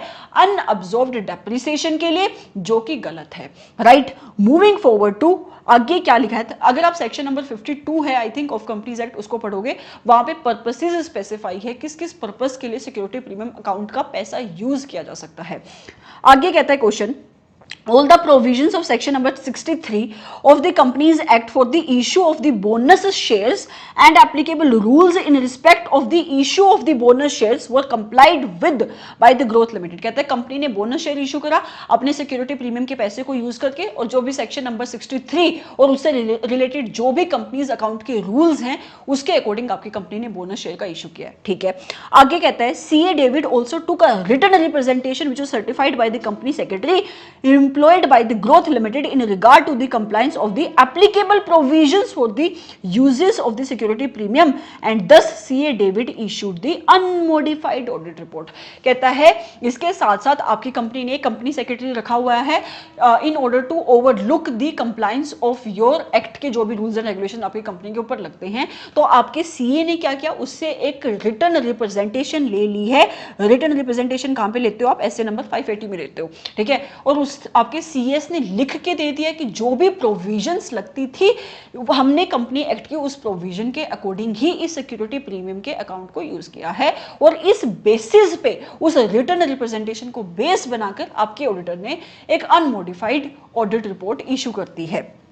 फिर कहता है company created a provisions for the doubtful debt amounting to ₹8 lakh. Company ने डाउटफुल डेट के लिए कितने की प्रोविजन बनाई हुई है? 8 लाख रुपए की। और कंपनी ने उसको कहां पे शो किया है? अपनी बैलेंस शीट में under the head short term provisions. कहां पे? Under the liabilities. मतलब सबसे पहले मेजर हेड क्या होगा? लाइबिलिटीज। उसके अंदर कौन सा हेड है? Short term provisions. यहां पे उसने दिखाया है। सीए डेविड कंफ्यूज्ड है कि कैसे आपने प्रोविजंस को दिखाया है। उसको क्या बोल रहा है? Short term. देखो आपकी जो भी प्रोविजंस बनाई हैं उसने किस चीज की प्रोविजन है? डाउटफुल डेट की। तो उसने अलग से लाइबिलिटी साइड दिखाया है। तो आपको दिखाना कैसे चाहिए था? नेट करके दिखाना चाहिए था। डेटर में से डाउटफुल दिखाओ और वहां पे नेट करके दिखाओ। और इसने दिखाया कैसे है?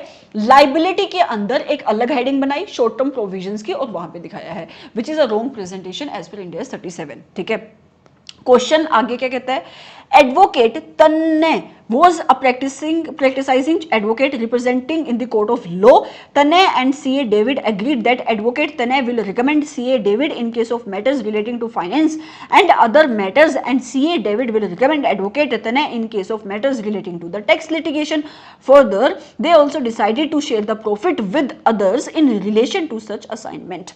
अब इन्होंने क्या बोला? इन्होंने बोला एडवोकेट तने एक प्रैक्टिसाइजिंग एडवोकेट है, वेयर एज आपका सीए है। तो कहता है कि जो मेरा, इन्होंने एक अरेंजमेंट एंटर कर ली कि जो एडवोकेट है वो सीए को रिकमेंड करेगा। उसके पास जब भी क्लाइंट आएगा वो बोलेगा अगर किसी भी क्लाइंट को फाइनेंशियल मैटर से रिलेटेड कोई भी एडवाइस चाहिए, कोई भी सर्विस चाहिए, तो वो आपके सीए को रिकमेंड करेगा। सीए के पास अगर कोई ऐसा क्लाइंट आता है जिसको टैक्स लिटिगेशन मतलब जहां पे कोर्ट वगैरह का काम आता है, वो आपके एडवोकेट को वहां पे रिकमेंड करेगा। उसके साथ साथ उन्होंने बोला कि हम प्रॉफिट भी शेयर करेंगे, तो प्रॉफिट भी शेयर करेंगे। अब यहाँ पे क्या ये प्रॉफिट शेयर कर सकते हैं या नहीं कर सकते हैं, या प्रोफेशनल मिसकंडक्ट का गिल्टी होगा? याद रखना ये एडवोकेट है, इसके पास एक प्रोफेशनल बॉडी की क्वालिफिकेशन है। ठीक है, moving forward, with the increased quantum the CA David has to increase its office capacity। काम बढ़ता जा रहा है आपके सीए के पास, तो वो कह रहा है कि मैं अपने ऑफिस की कैपेसिटी भी बढ़ाऊंगा। उसने 10 ऑफिस चेयर खरीदी, टेबल खरीदा, ऑफिस फर्नीचर खरीदा। कहां से खरीदा? उसी कंपनी से खरीदा जिसके आप ऑडिटर हो। अच्छा, the same was purchased with huge discount auditor को क्या मिला है, ह्यूज डिस्काउंट। लेकिन डिस्काउंट मिला कहाँ है, क्लियरेंस सेल में मिला है। मतलब कंपनी ने सेल लगाई हुई थी, सबको 90% का डिस्काउंट मिल रहा था, आप गए, आपको भी 90% का डिस्काउंट मिल गया। तो क्या आपकी मतलब क्या आपकी उस एंटिटी ने जस्ट बिकॉज आप ऑडिटर हो आपको कोई फेवर किया, नहीं। क्या ये ट्रांजैक्शन आर्म लेंथ पे है, हाँ है। तो क्या ये डिस्क्वालीफाइड होगा under section 141 subsection 3, answer is no. आगे कहता है the purchase amounted to rupees 9 lakh की which was not more than the statutory audit fee of the CA David. कहता है 9 लाख का हमने सामान खरीदा, हमारी जो फी है इससे ज्यादा की है, उससे ज्यादा का हमने परचेसेस नहीं किया। CFO of Growth Limited contended that as a result of this purchase there exist a business relationship। अब आपकी कंपनी का CFO उठ के बोलता है कि ये तो बिजनेस रिलेशनशिप आ गया और आप तो अब डिस्क्वालीफाइड हो गए सेक्शन नंबर 141 सबसेक्शन 3 में। मैंने आपको बताया आर्म लेंथ ट्रांजैक्शन हो रही तो आप डिस्क्वालीफाइड नहीं हो गए, ठीक है। क्वेश्चन बताओ आप, number 1, was the opinion which is formed by CA David in respect of uses of the security premium is correct or not। मैं बता चुकी हूं उसको नहीं यूज करना चाहिए था सिक्योरिटी, ये क्या बोला, अच्छा सॉरी मैंने गलत ऑप्शन पढ़ा। कहता है उसको नहीं यूज करना चाहिए था आपका amount as the security premium cannot be used by the company for adjusting the unabsorbed depreciation। तो उसका ओपिनियन गलत था। वो उसने अपना ओपिनियन कैसे बनाया, उसने अपना ओपिनियन बनाया उस रिटन रिप्रेजेंटेशन के बेसिस पे जो उसने कंपनी सेक्रेटरी से ली। कंपनी सेक्रेटरी ने लिख के दिया कि जो भी प्रोविजंस, जो भी आपकी एक्ट की प्रोविजंस है, रूल्स है, उसके बेसिस पे हमने अपने सिक्योरिटी प्रीमियम अकाउंट को यूज किया है, जो कि गलत लिख के दिया। क्योंकि सेक्शन नंबर 52 मैंने आपको बताया वहां पे लिस्ट डाउन है कि सिक्योरिटी प्रीमियम अकाउंट का पैसा आप किस किस पर्पसेस के लिए यूज कर सकते हो। तो आप सिक्योरिटी प्रीमियम का पैसा बोनस शेयर इशू करने के लिए तो यूज कर सकते हो, लेकिन अनअब्जॉर्ब्ड डेप्रिसिएशन को एडजस्ट करने के लिए यूज नहीं कर सकते। बाकी ऑप्शन आप चाहे ना भी पढ़ो। आगे कहता है question number 2, in your opinion was the presentation of the provision of the doubtful debt correct in accordance with Ind AS 37। इसको भी डिस्कस कर चुके हैं, नहीं करेक्ट थे, क्योंकि इस प्रोविजन को आपको नेट दिखाना चाहिए था ट्रेड रिसीवेबल्स का।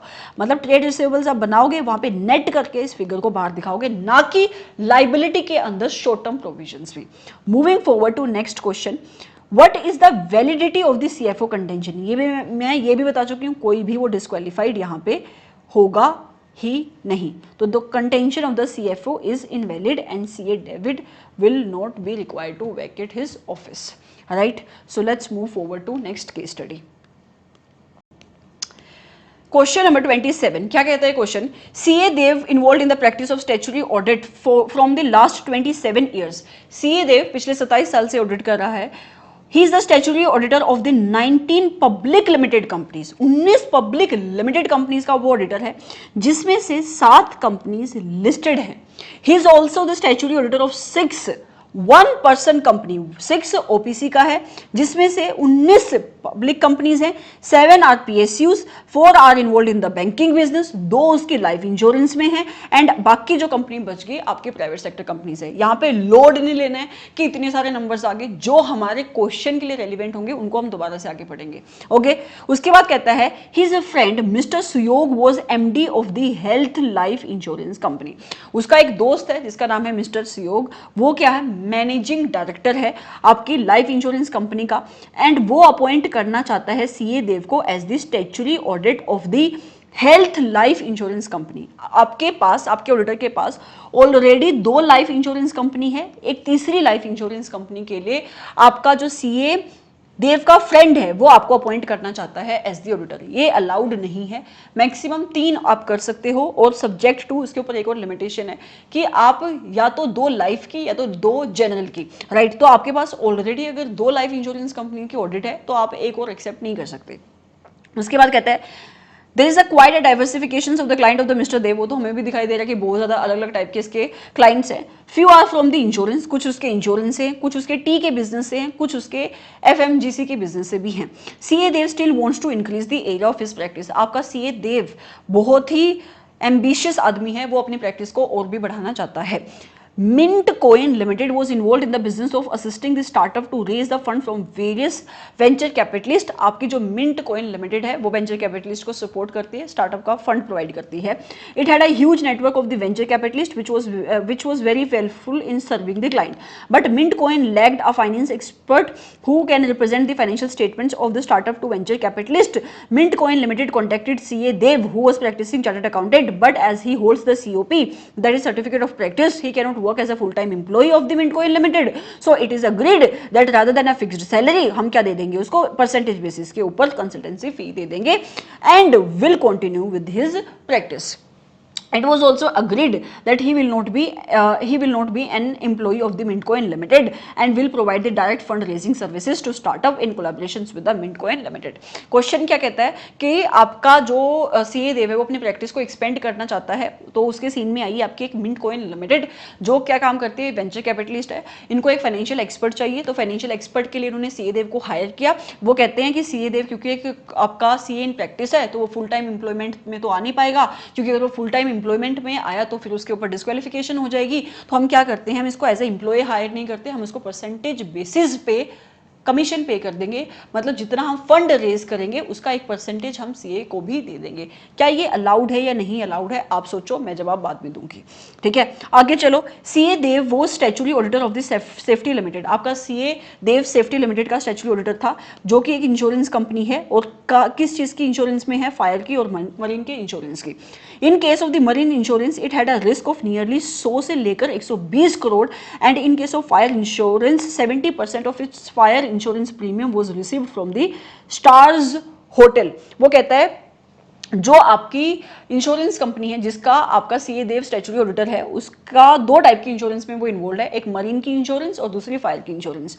मरीन का रिस्क कितना है, 100 से लेकर 120 करोड़ रुपए का, और जो आपकी फायर की इंश्योरेंस है उसका मेजर पोर्शन किससे आता है, स्टार्स होटल से आता है. मतलब जितना आपका टोटल फायर इंश्योरेंस का प्रीमियम आता है आपकी इंश्योरेंस कंपनी के पास, 70% कौन देता है, आपका स्टार्स होटल देता है. Okay, safety limited has a policy that in case of marine insurance, आपकी इंश्योरेंस कंपनी की एक पॉलिसी है कि मरीन इंश्योरेंस के केस में it will not hold a risk of more than 50 crore. मतलब उसने क्या लगा दी, एक लिमिट लगा दी कि 50 करोड़ से ज्यादा मैं रिस्क को होल्ड नहीं करूंगी.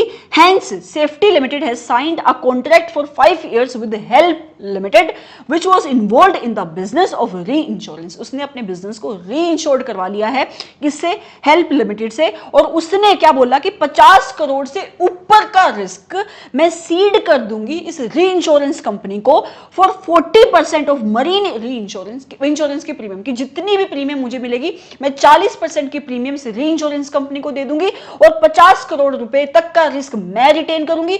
50 करोड़ से ज्यादा का रिस्क किसका होगा, री इंश्योरेंस कंपनी का होगा. तो आप मुझे बताओ ये किस टाइप की री इंश्योरेंस है.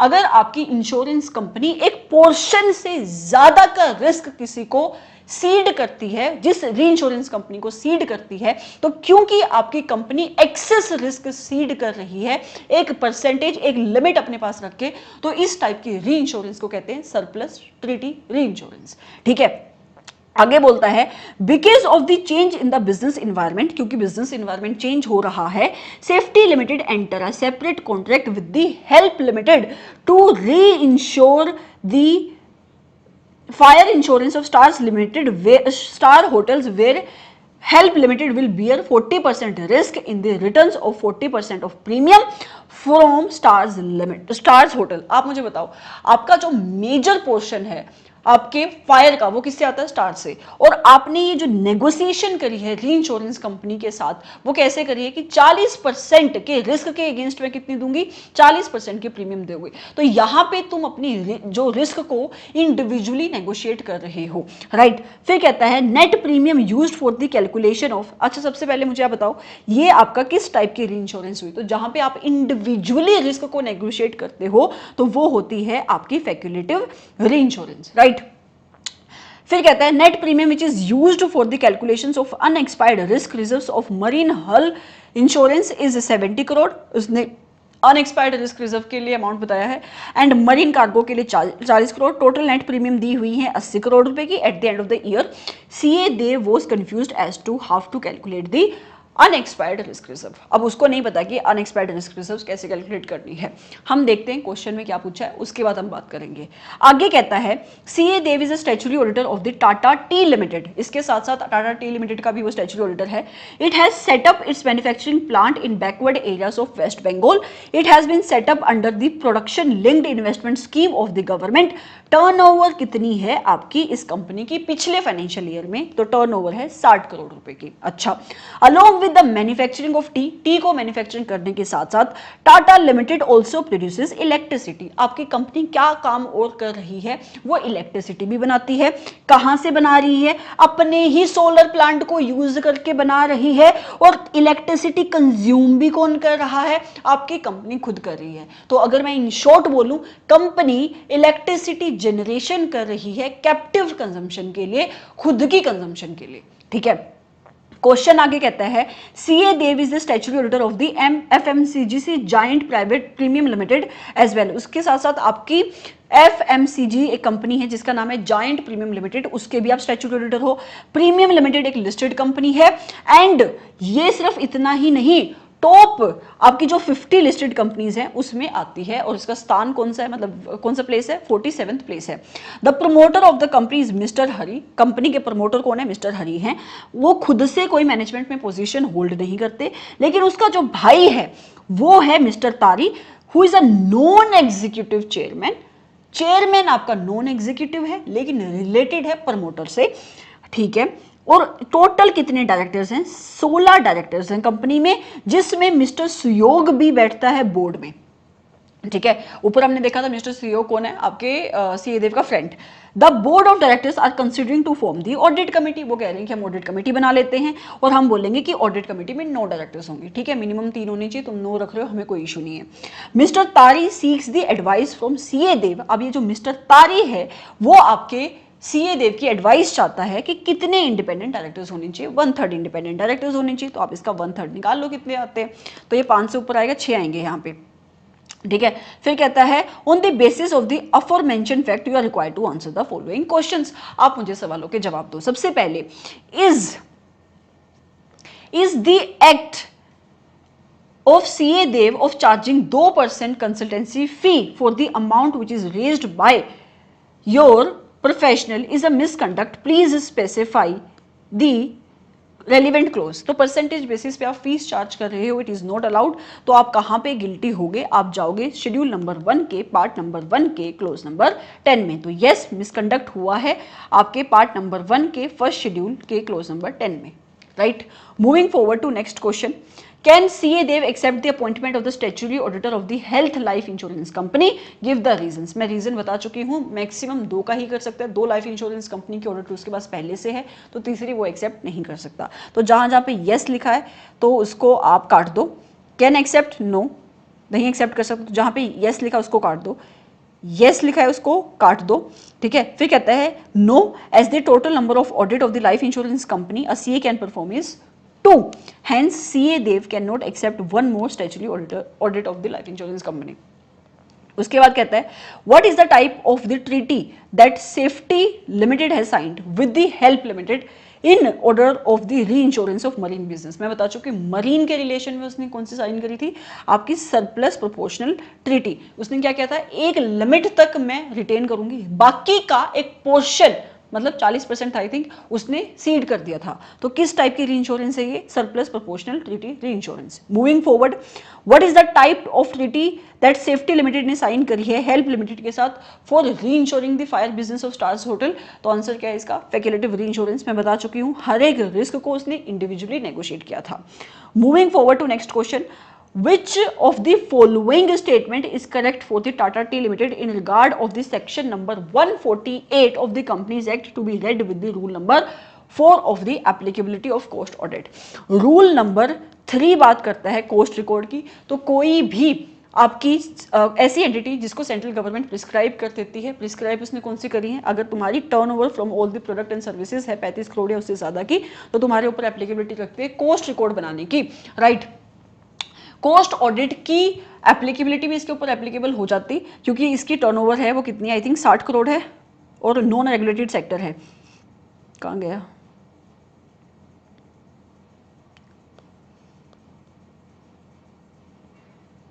60 करोड़ है और नॉन रेगुलेटेड सेक्टर में है, लेकिन एप्लीकेबल कॉस्ट ऑडिट इसके ऊपर इसलिए नहीं होगी क्योंकि ये एग्जाम्पशन में कवर्ड है। वहाँ पे 3 एग्जाम्पशन दी हुई रूल नंबर 4 में कि अगर तुम्हारी एंटिटी एक स्पेशल इकोनॉमिक जोन से ऑपरेट करती है या तुम्हारा जो एक्सपोर्ट का टर्नओवर है दैट इज एटलीस्ट 75% या उससे ज़्यादा का है from of your entire total revenue, या फिर जो तुम्हारी एंटिटी है वो एंगेज किस में है, इलेक्ट्रिसिटी जनरेशन में, वो भी इस टाइप की इलेक्ट्रिसिटी की जनरेशन की वो बना के खुद ही यूज कर रही है, that is captive consumption.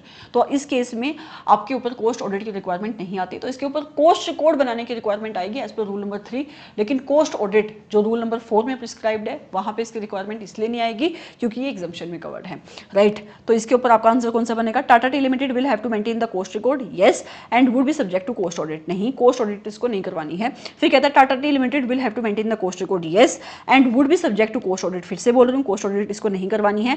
Tata Tea Limited will have to maintain the cost record, लेकिन इसके ऊपर कॉस्ट ऑडिट की रिक्वायरमेंट नहीं आएगी, आपका आंसर बनेगा C, right. Moving forward to next question, in relation to the corporate governance and in compliance with regulation 17 and 17A what should be the minimum number of IDs. मैं बता चुकी हूँ कितने आपके आईडीज होंगे, IDs minimum number of the ID on the board, मुझे लगा कि ऑडिट कमेटी में कह रहे हैं, तो टोटल बोर्ड का, तो क्योंकि आपका जो चेयरमैन है वो रिलेटेड है प्रमोटर से, मतलब वो इंडिपेंडेंट नहीं है, तो उस केस में आपका एटलीस्ट 51%, मतलब जो आपका मेजोरिटी ऑफ द बोर्ड होना चाहिए वो क्या होना चाहिए, आपका इंडिपेंडेंट डायरेक्टर्स इंडिपेंडेंट होना चाहिए। तो अगर मैं इसका 51% निकालूंगी तो आपको यहाँ पे पता लगेगा कि ये आ रहा है आई थिंक 16 का अगर 8 करूँ, हाँ 50% ना, तो 50% half of your board, sorry मैंने मेजोरिटी बोला, half of your board should be independent directors, मतलब कि अगर आपका रेगुलर नॉन एग्जीक्यूटिव डायरेक्टर नहीं है आपका चेयरमैन, उस केस में आपका half of the board should be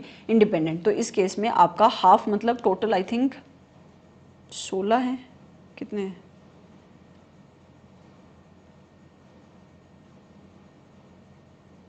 16 है, तो 16 का 8 कितना हुआ, 16 का हाफ कितना हुआ, 8, तो आंसर क्या बनेगा 8। उसके बाद कहते हैं what should be the correct statement from below in regard to number of the independent directors. 6 independent directors होने चाहिए for the audit committee of the premium limited, तो there should be at least 6 independent directors in the audit committee. और हाँ, knowledge किसके कितनों के पास होनी चाहिए, मेजोरिटी के पास नॉलेज होनी चाहिए, तो majority should have the knowledge, majority of the board of directors जितने भी आपके ऑडिट कमेटी में होंगे तो उसके क्या होनी चाहिए, उनके पास नॉलेज होनी चाहिए। मेजोरिटी आपके कंपनीज एक्ट में है, और अगर ये एलओडीआर की प्रोविजन है तो all the directors should have the knowledge. तो इस केस में इसमें सिर्फ 9 ही डायरेक्टर्स होंगे if I am not wrong, तो इसलिए सबके पास नॉलेज होनी चाहिए।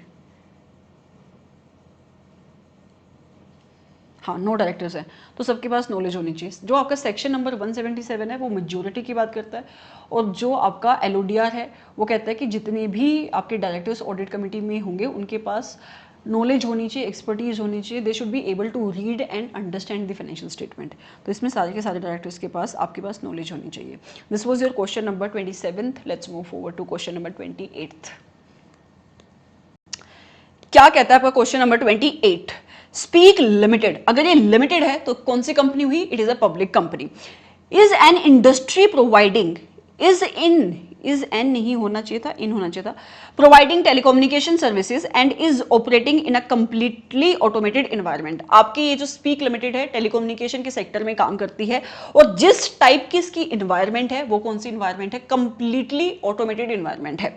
It uses software such as call data record packages for capturing the revenue from telecommunication services. आपकी कंपनी अपने जो उसकी टेलीकम्युनिकेशन की सर्विसेज हैं उनसे होने वाले रेवेन्यू को कैप्चर करने के लिए एक सॉफ्टवेयर का यूज करती है जिसका नाम है कोल डाटा रिकॉर्ड पैकेज सॉफ्टवेयर, और उसके साथ साथ इसने एक और नाम लिखा है HRMS पैकेज, राइट। 2 सॉफ्टवेयर हैं। आपके रेवेन्यू के लिए कौन सा सॉफ्टवेयर यूज करिए, कोल डाटा रिकॉर्ड पैकेज, और आपकी जो इंप्लॉइज को पे करने के लिए मतलब उनकी पेरोल के फंक्शन के लिए कौन सा सॉफ्टवेयर यूज करी है, HRMS पैकेज, एंड संचार soft for capturing the special transactions और franchise transaction.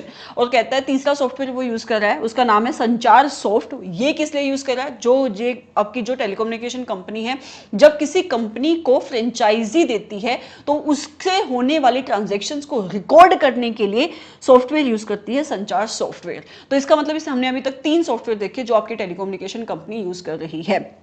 All this softwares data culminate into the SAP software. अब यहां से इन सॉफ्टवेयर से जो भी डाटा होता है वो इनके मेन अकाउंटिंग सॉफ्टवेयर में जाता है। कौन सा है वो है सैप का software, use for the financial accounting and reporting. मतलब ये सैप अपना यूज कर रहे हैं अपनी फाइनेंशियल अकाउंटिंग के लिए और रिपोर्टिंग के लिए, और इन तीनों सॉफ्टवेयर से जो भी डाटा होता है वो कहां पे जाके एक्यूमुलेट होता है, आपके सैप में एक्यूमुलेट होता है, राइट। फिर कहता है Speak Limited as an industry is subjected to various risk such as technology risk, security risk, operational risk, etc। कहता है हम टेलीकम्युनिकेशन के सेक्टर में काम करते हैं और जिस टाइप की इंडस्ट्री में मेरी कंपनी काम कर रही है उस टाइप की इंडस्ट्री में बहुत सारे रिस्क होते हैं, जैसे टेक्नोलॉजी का, जैसे ऑपरेशन का, जैसे सिक्योरिटी का, etc, विच में prevent the company from achieving it's business objective, जिसकी वजह से हो सकता है मेरी कंपनी अपने बिजनेस ऑब्जेक्टिव को अचीव ना करे, और उसके साथ साथ entity is also subject to many IT risk. इसके पास आईटी बेस्ड रिस्क तो होंगे ही होंगे, क्योंकि आपके ये जो एंटिटी है पूरी की पूरी ऑटोमेटेड इन्वायरमेंट में काम कर रही है। अगर ये आईटी बेस्ड इन्वायरमेंट में काम कर रही है तो आईटी के बहुत सारे एडवांटेजेस होती हैं, लेकिन उसके साथ साथ बहुत सारे रिस्क भी आते हैं।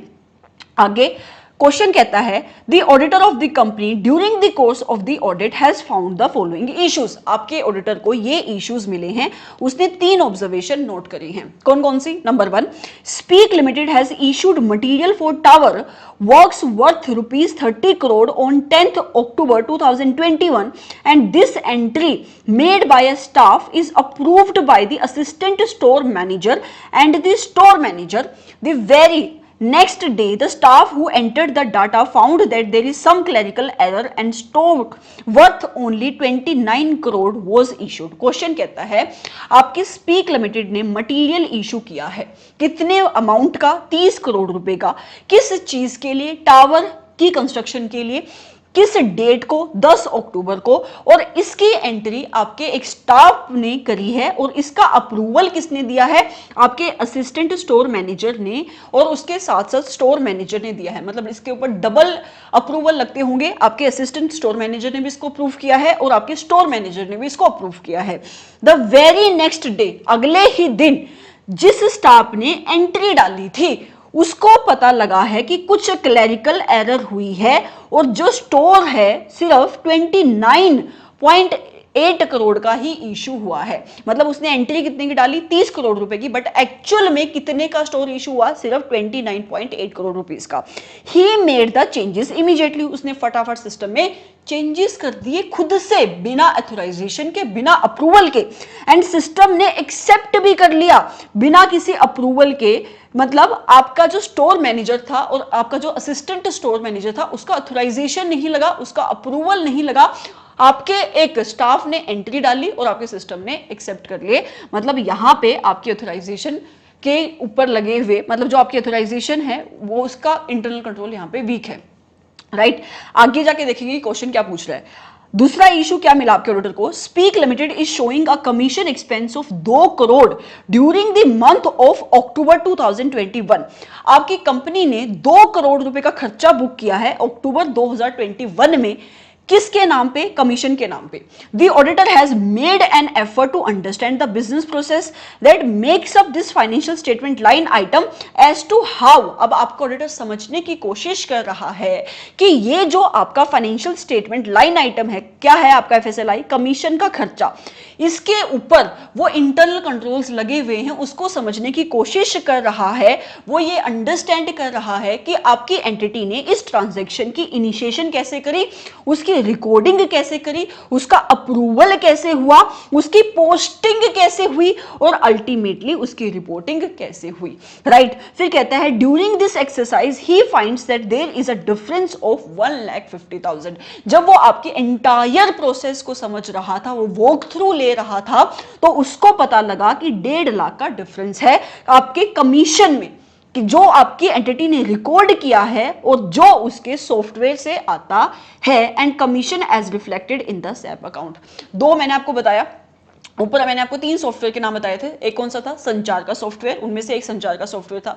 मैंने बोला था कि तीनों से आने वाला डाटा अल्टीमेटली कहां पे एक्यूमुलेट होता है? आपके डेस्टिनेशन सॉफ्टवेयर में, मतलब जो आपकी एंटिटी का मेन अकाउंटिंग सॉफ्टवेयर है जो है सैप, वहां पे एक्यूमुलेट होता है। तो ये कह रहा है कि जितना कमीशन वो आपको फ्रेंचाइजी वाले से जो भी आपका कमीशन था उसका अमाउंट आपके संचार वाले सॉफ्टवेयर में कितना रिकॉर्ड था, 1.5 लाख रुपए का, लेकिन सैप में कोई और अमाउंट था, दोनों में मिसमैच उसको मिला है। ओके, इश्यू नंबर 3 उसको क्या मिला, while verifying the salary expenses of employees, जब वो आपके सैलरी एक्सपेंसेस को वेरीफाई कर रहा था, auditor has been asked to rely on the value as per SAP software and some hard copy reports and documents as the HRMS package has become corrupt during the year and the management is not having any data backup। Management कहती है कि जो हम अपने software को use करते हैं, that is HRMS package,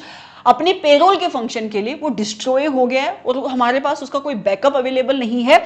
आप ऐसा करो, हमारे पास जो भी सैप का मेन रिकॉर्ड है आप वहां से डाटा चेक कर लो और उसके अगेंस्ट मेरे पास कुछ हार्ड कॉपी के डॉक्यूमेंट्स है, कुछ रिपोर्ट्स है, आप उनसे रिकंसिलिएशन कर लो। ठीक है, अब आपको तीनों इश्यू समझ में आए, आपको समझ में आया कि ये टेलीकम्युनिकेशन के सेक्टर में काम करते हैं, इसके पास 3 सॉफ्टवेयर हैं, उनकी एक्यूमुलेशन होकर सैप में जाती है और इसको ये आपके ऑडिट इश्यू मिले हैं। अब आपको सवालों के जवाब देने हैं। नंबर 1 देखो, ये एक ऐसा क्वेश्चन है जो आपके नॉलेज पे ज्यादा बेस्ड है एज कंपेयर टू कि यहाँ पे ऑडिट के प्रिंसिपल्स कम यूज होने वाले हैं। मतलब यहाँ पे स्टैंडर्ड्स की एप्लीकेबिलिटी नहीं है, ये क्वेश्चन आपके कंपनी अकाउंट से नहीं है, ये क्वेश्चन आपके कारों से नहीं है, ये क्वेश्चन मोस्टली आपकी अंडरस्टैंडिंग क्या है आपके सब्जेक्ट को लेकर उस नॉलेज के ऊपर बेस्ड है। Right, with the above information you have to require to answer the following question. Number 1, what is the terminology for the formal program or framework that is implemented across the enterprise or a company for enabling the risk management। आपको ये पता होना चाहिए कि जब हम अपने internal controls के कंपोनेंट पढ़ते हैं, आपको पता होगा कि ऐसे नंबर 315 में इंटरनल कंट्रोल्स का मतलब क्या होता है कि वो पॉलिसीज, वो प्रोसीजर्स जो आपकी मैनेजमेंट ने लगाए हैं ताकि आपकी फाइनेंशियल स्टेटमेंट में कोई एरर ना हो, कोई फ्रॉड ना हो, वो अपने फाइनेंशियल रिपोर्टिंग ऑब्जेक्टिव्स को अचीव कर सके, अपने एसेट्स को सेफगार्ड कर सके। राइट, तो आपके इंटरनल कंट्रोल के जो कंपोनेंट्स होते हैं उसमें से एक होता है एंटिटी की रिस्क असेसमेंट प्रोसेस। क्वेश्चन कहता है कि आप क्या टर्मिनोलॉजी यूज करोगे, क्या टर्मिनोलॉजी यूज करोगे उस प्रोग्राम के लिए, उस सिस्टम के लिए जो आपकी मैनेजमेंट ने लगाया है in order to manage the risk. मैं क्या कह रही हूं, in order to manage the risk, तो आपका वर्ड यूज होगा एंटरप्राइज रिस्क मैनेजमेंट। राइट, तो ये सिंपल सा क्वेश्चन था। Moving forward to next question, what kind of the risk in the automated environment is observed by your auditor in the issue number 1। सबसे पहले आप मुझे बताओ इश्यू नंबर 1 क्या था। बिना ऑथराइजेशन के आपके स्टाफ ने चेंजेस कर दिए थे वहां पे, तो वहां पे रिस्क क्या था कि आपके सॉफ्टवेयर में चेंजेस कर रहा है कोई भी staff without having any authorisation, तो अनऑथराइज्ड एक्सेस है लोगों के पास आपके आईटी सिस्टम की। तो सबसे पहले कहता है it is an entity level risk, मैंने ये नहीं बोला, क्वेश्चन क्या है कि इश्यू था क्या वहां पे। दूसरा कहता है कि इट इज अ रिस्क, हाँ रिस्क है, आईटी प्रोसेस में रिस्क है, and procedures being followed in terms of unauthorised access, yes unauthorised access थी वहां पे। तीसरा पॉइंट क्या कह रहा है, there is no material risk involved in the issue observe, risk तो है यहां पे। फिर कहता है it is a manual internal control system, कुछ भी लिखा है। तो हमारा इश्यू क्या था, हमारा इश्यू था कि बिना ऑथराइजेशन के आपका स्टाफ चेंजेस कर रहा है आईटी के सिस्टम में, तो वहां पे ये रिस्क था। Moving forward to next question, what is the kind of the risk assessment carried by an auditor in the case of issue number 2? Issue number 2 में आपके ऑडिटर ने किस टाइप की रिस्क की असेसमेंट करी है। हाँ, तो आपके ऑडिटर ने किया क्या है, मुझे इशू नंबर 2 देखने दो।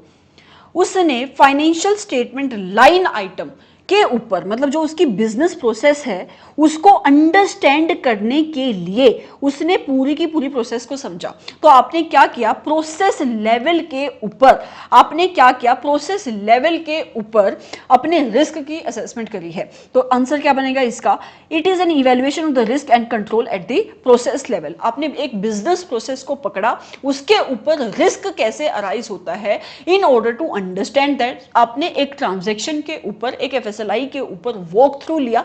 तो यहां पे आपने क्या किया, रिस्क की इवैल्यूएशन करी है प्रोसेस लेवल के ऊपर, और उस रिस्क को मिटिगेट करने के लिए आपकी एंटिटी ने कौन कौन से कंट्रोल लगाए हैं उसकी आपने इवैल्यूएशन करी है, अंडरस्टैंडिंग ली है at the process level. Right, बाकी ऑप्शन आप पढ़ लेना। Moving forward to next question, क्या कहता है ये, what should the auditor do about the difference identified in the issue number 2 कहता है जो आपको 1.5 लाख का डिफरेंस मिला, 1.5 लाख का ही था if I am not wrong, हाँ 1.5 लाख का डिफरेंस मिला, तो आपके ऑडिटर को इस 1.5 लाख के डिफरेंस का क्या करना चाहिए। तो आपके ऑडिटर को जब 1.5 लाख का डिफरेंस मिला तो उसको एडिशनल ऑडिट प्रोसीजर्स परफॉर्म करने चाहिए, और उसके बाद उसके जो भी रिजल्ट आएंगे, क्योंकि देखो आप अभी रिस्क की असेसमेंट कर रहे हो, उसके बाद उनको बेस बना के आप अपने फर्दर ऑडिट प्रोसीजर्स परफॉर्म करोगे, वहां से sufficient and appropriate audit evidences collect करोगे, तो जो भी आपके एडिशनल ऑडिट प्रोसीजर्स के रिजल्ट आएंगे उनको बेस बना के आप अपनी रिपोर्टिंग दोगे, राइट। तो पहला ऑप्शन कहता है the auditor should carry out the further audit procedures of inquiry, obtain the additional audit evidences, क्योंकि अभी जो ऊपर हो रहा था आपका ऑडिटर एसए नंबर 315 लगा रहा था, उसके बाद जो भी उसकी रिस्क की असेसमेंट है, जो भी उसकी अंडरस्टैंडिंग है, उसको बेस बना के वो क्या करेगा, एसए नंबर 330 लगाएगा, वहां पे फर्दर ऑडिट प्रोसीजर्स परफॉर्म करेगा, sufficient and appropriate audit evidences collect करेगा, और उसको अपने बेसिस पे अपनी रिपोर्ट इशू कर देगा,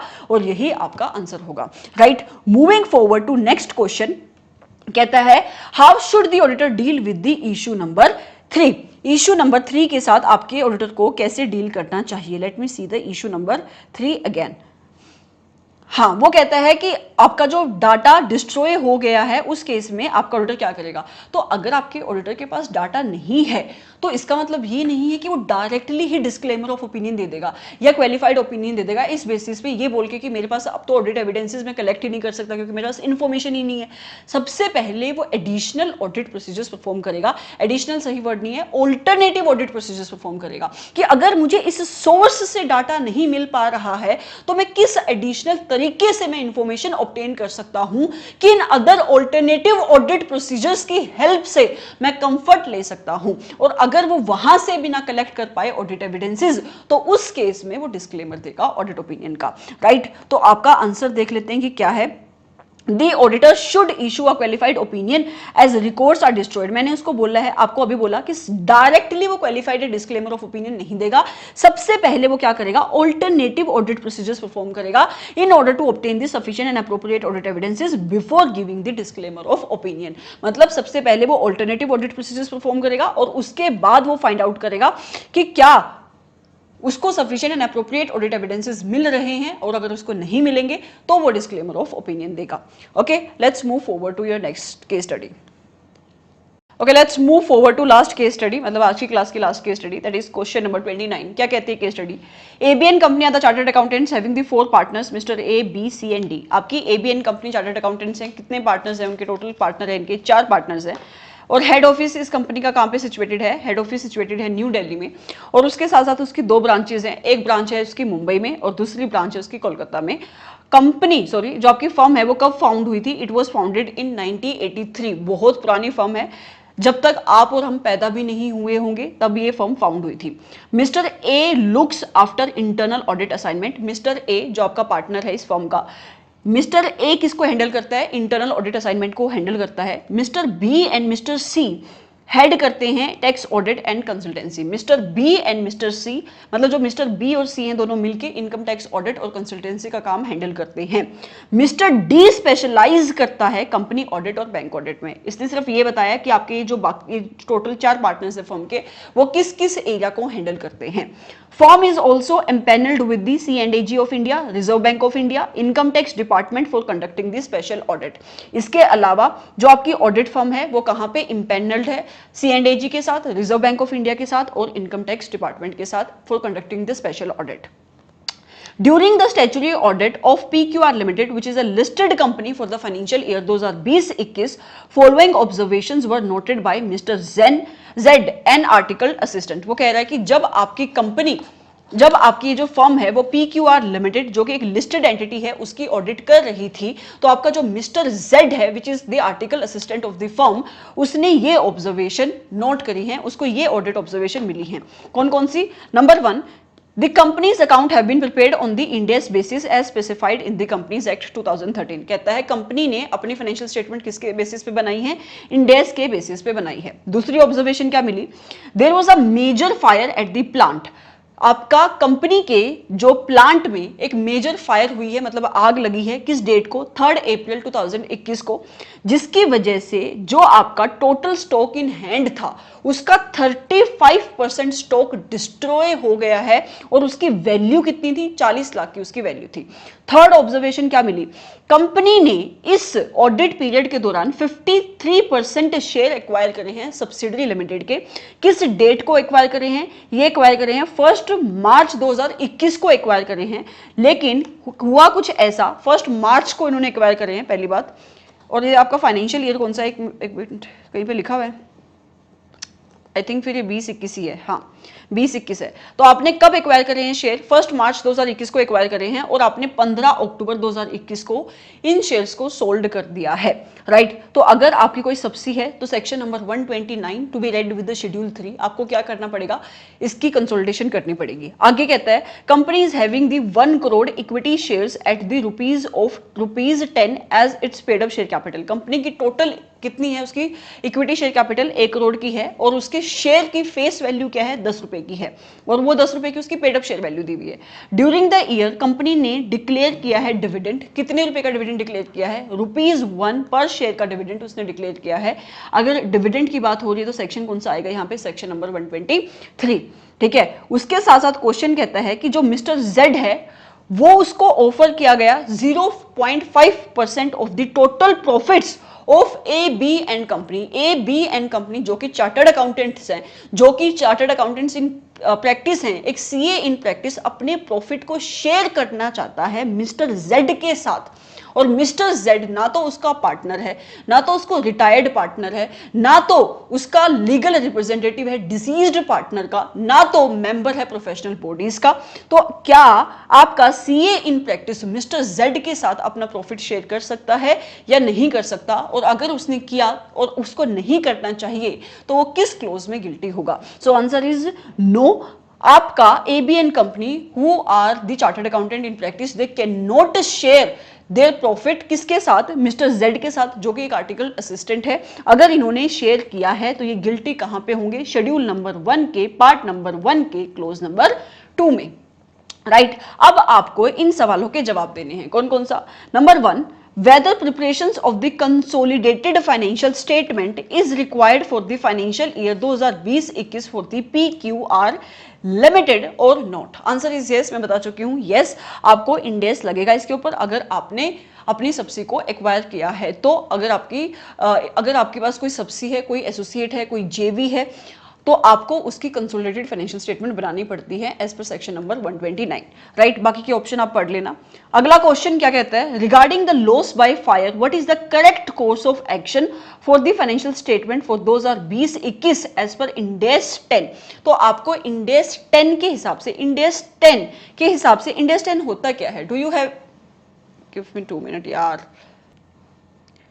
इंडेस 10 होता क्या है, इंडेस 10 होता है events which are occurring after the balance sheet date. तो आपकी बैलेंस शीट डेट के बाद क्या हुआ है, कब हुआ था ये इवेंट, कब आग लगी थी आपकी स्टॉक में, आग लगी थी 3 अप्रैल 2021 को।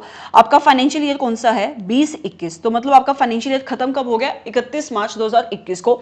उसके बाद आपकी कंपनी के स्टॉक में आग लगी है 3 अप्रैल को। तो ये कौन सा इवेंट हो गया जो आपकी बैलेंस शीट डेट के बाद हो रहा है। तो इंडेस 10 डील करता है उन इवेंट्स के साथ जो अक्कर होते हैं बैलेंस शीट डेट के बाद। तो क्या ये ऐसा इवेंट है जिसका इफेक्ट मटेरियल है, आंसर इज यस। तो क्या आपकी कंपनी को इसका डिस्क्लोजर देना चाहिए, आंसर इज यस। तो आपको क्या करना पड़ेगा, आपको इसका डिस्क्लोजर देना पड़ेगा, बट इसकी एडजस्टमेंट नहीं करनी पड़ेगी। क्यों, अगर आपको एक ऐसा सिमिलर AS याद हो तो हमें AS4 पढ़ते थे जिसमें हम 2 टाइप के इवेंट्स पढ़ते थे। इन द सेम वे आपके इंडेस 10 में भी 2 टाइप के इवेंट्स होते हैं, एक होता है एडजस्टिंग इवेंट और दूसरा होता है non adjusting event. Adjusting events वो इवेंट्स होते हैं जो आपकी बैलेंस शीट डेट के बाद होते हैं पर जिनके होने की प्रोबेबिलिटी एग्जिस्ट करती है बैलेंस शीट डेट पे। अगर मैं एग्जांपल दूं, मान लो कि आपकी कंपनी के अगेंस्ट कोई केस चल रहा है, आपकी कंपनी के अगेंस्ट कोई लिटिगेशन चल रही है 31 मार्च को, मतलब आपकी बैलेंस शीट डेट को। लेकिन जब बैलेंस शीट डेट चली जाती है उसके बाद अगर कोर्ट का रिजल्ट आ जाता है और आपकी कंपनी केस हार जाती है तो ऐसा इवेंट एडजस्टिंग इवेंट होगा, क्योंकि इसके होने की प्रोबेबिलिटी एग्जिस्ट करती थी बैलेंस शीट डेट पे। लेकिन क्योंकि आपके क्वेश्चन में जब आपकी कंपनी में आग लगी है वो कब लगी है, अप्रैल में लगी है, आपको 31 मार्च को नहीं पता था कि अप्रैल में आग लगने वाली है, लेकिन क्योंकि ये एक मटेरियल इवेंट है, आपको इसका डिस्क्लोजर देना है, लेकिन एडजस्टमेंट नहीं करोगे आप अपनी फाइनेंशियल स्टेटमेंट में। तो आपका आंसर क्या बनेगा सेकंड का ए आपका आंसर बनेगा, राइट। थर्ड क्वेश्चन क्या कहता है, is mister D is liable for the professional misconduct by sharing the profit with mister Z, if yes under which close. मैं बता चुकी हूं कि आपका मिस्टर डी लाइबल है, कौन से क्लोज में, शेड्यूल नंबर 1 के पार्ट नंबर 1 के क्लोज नंबर 2 में। तो देखो कहां पे लिखा है, शेड्यूल नंबर 1 के पार्ट नंबर 1 के क्लोज नंबर 2 में। तो आपका आंसर बनेगा थर्ड का B. So this was your last case study, मतलब कि यहां पे जितनी भी आपकी टोटल केस स्टडीज थी वो खत्म होती हैं। इसके अलावा जो 10-15 आपके एमसीक्यूज बचे हैं उसको भी मैं कवर करा दूंगी। अगर आपको ये क्लास अच्छी लगी है, do like this video, do share this video and do comment on this video if you can. Thank you so much for coming to this channel. Have a great day और night, जिस भी time पे आप इस video को देख रहे हो। Bye bye.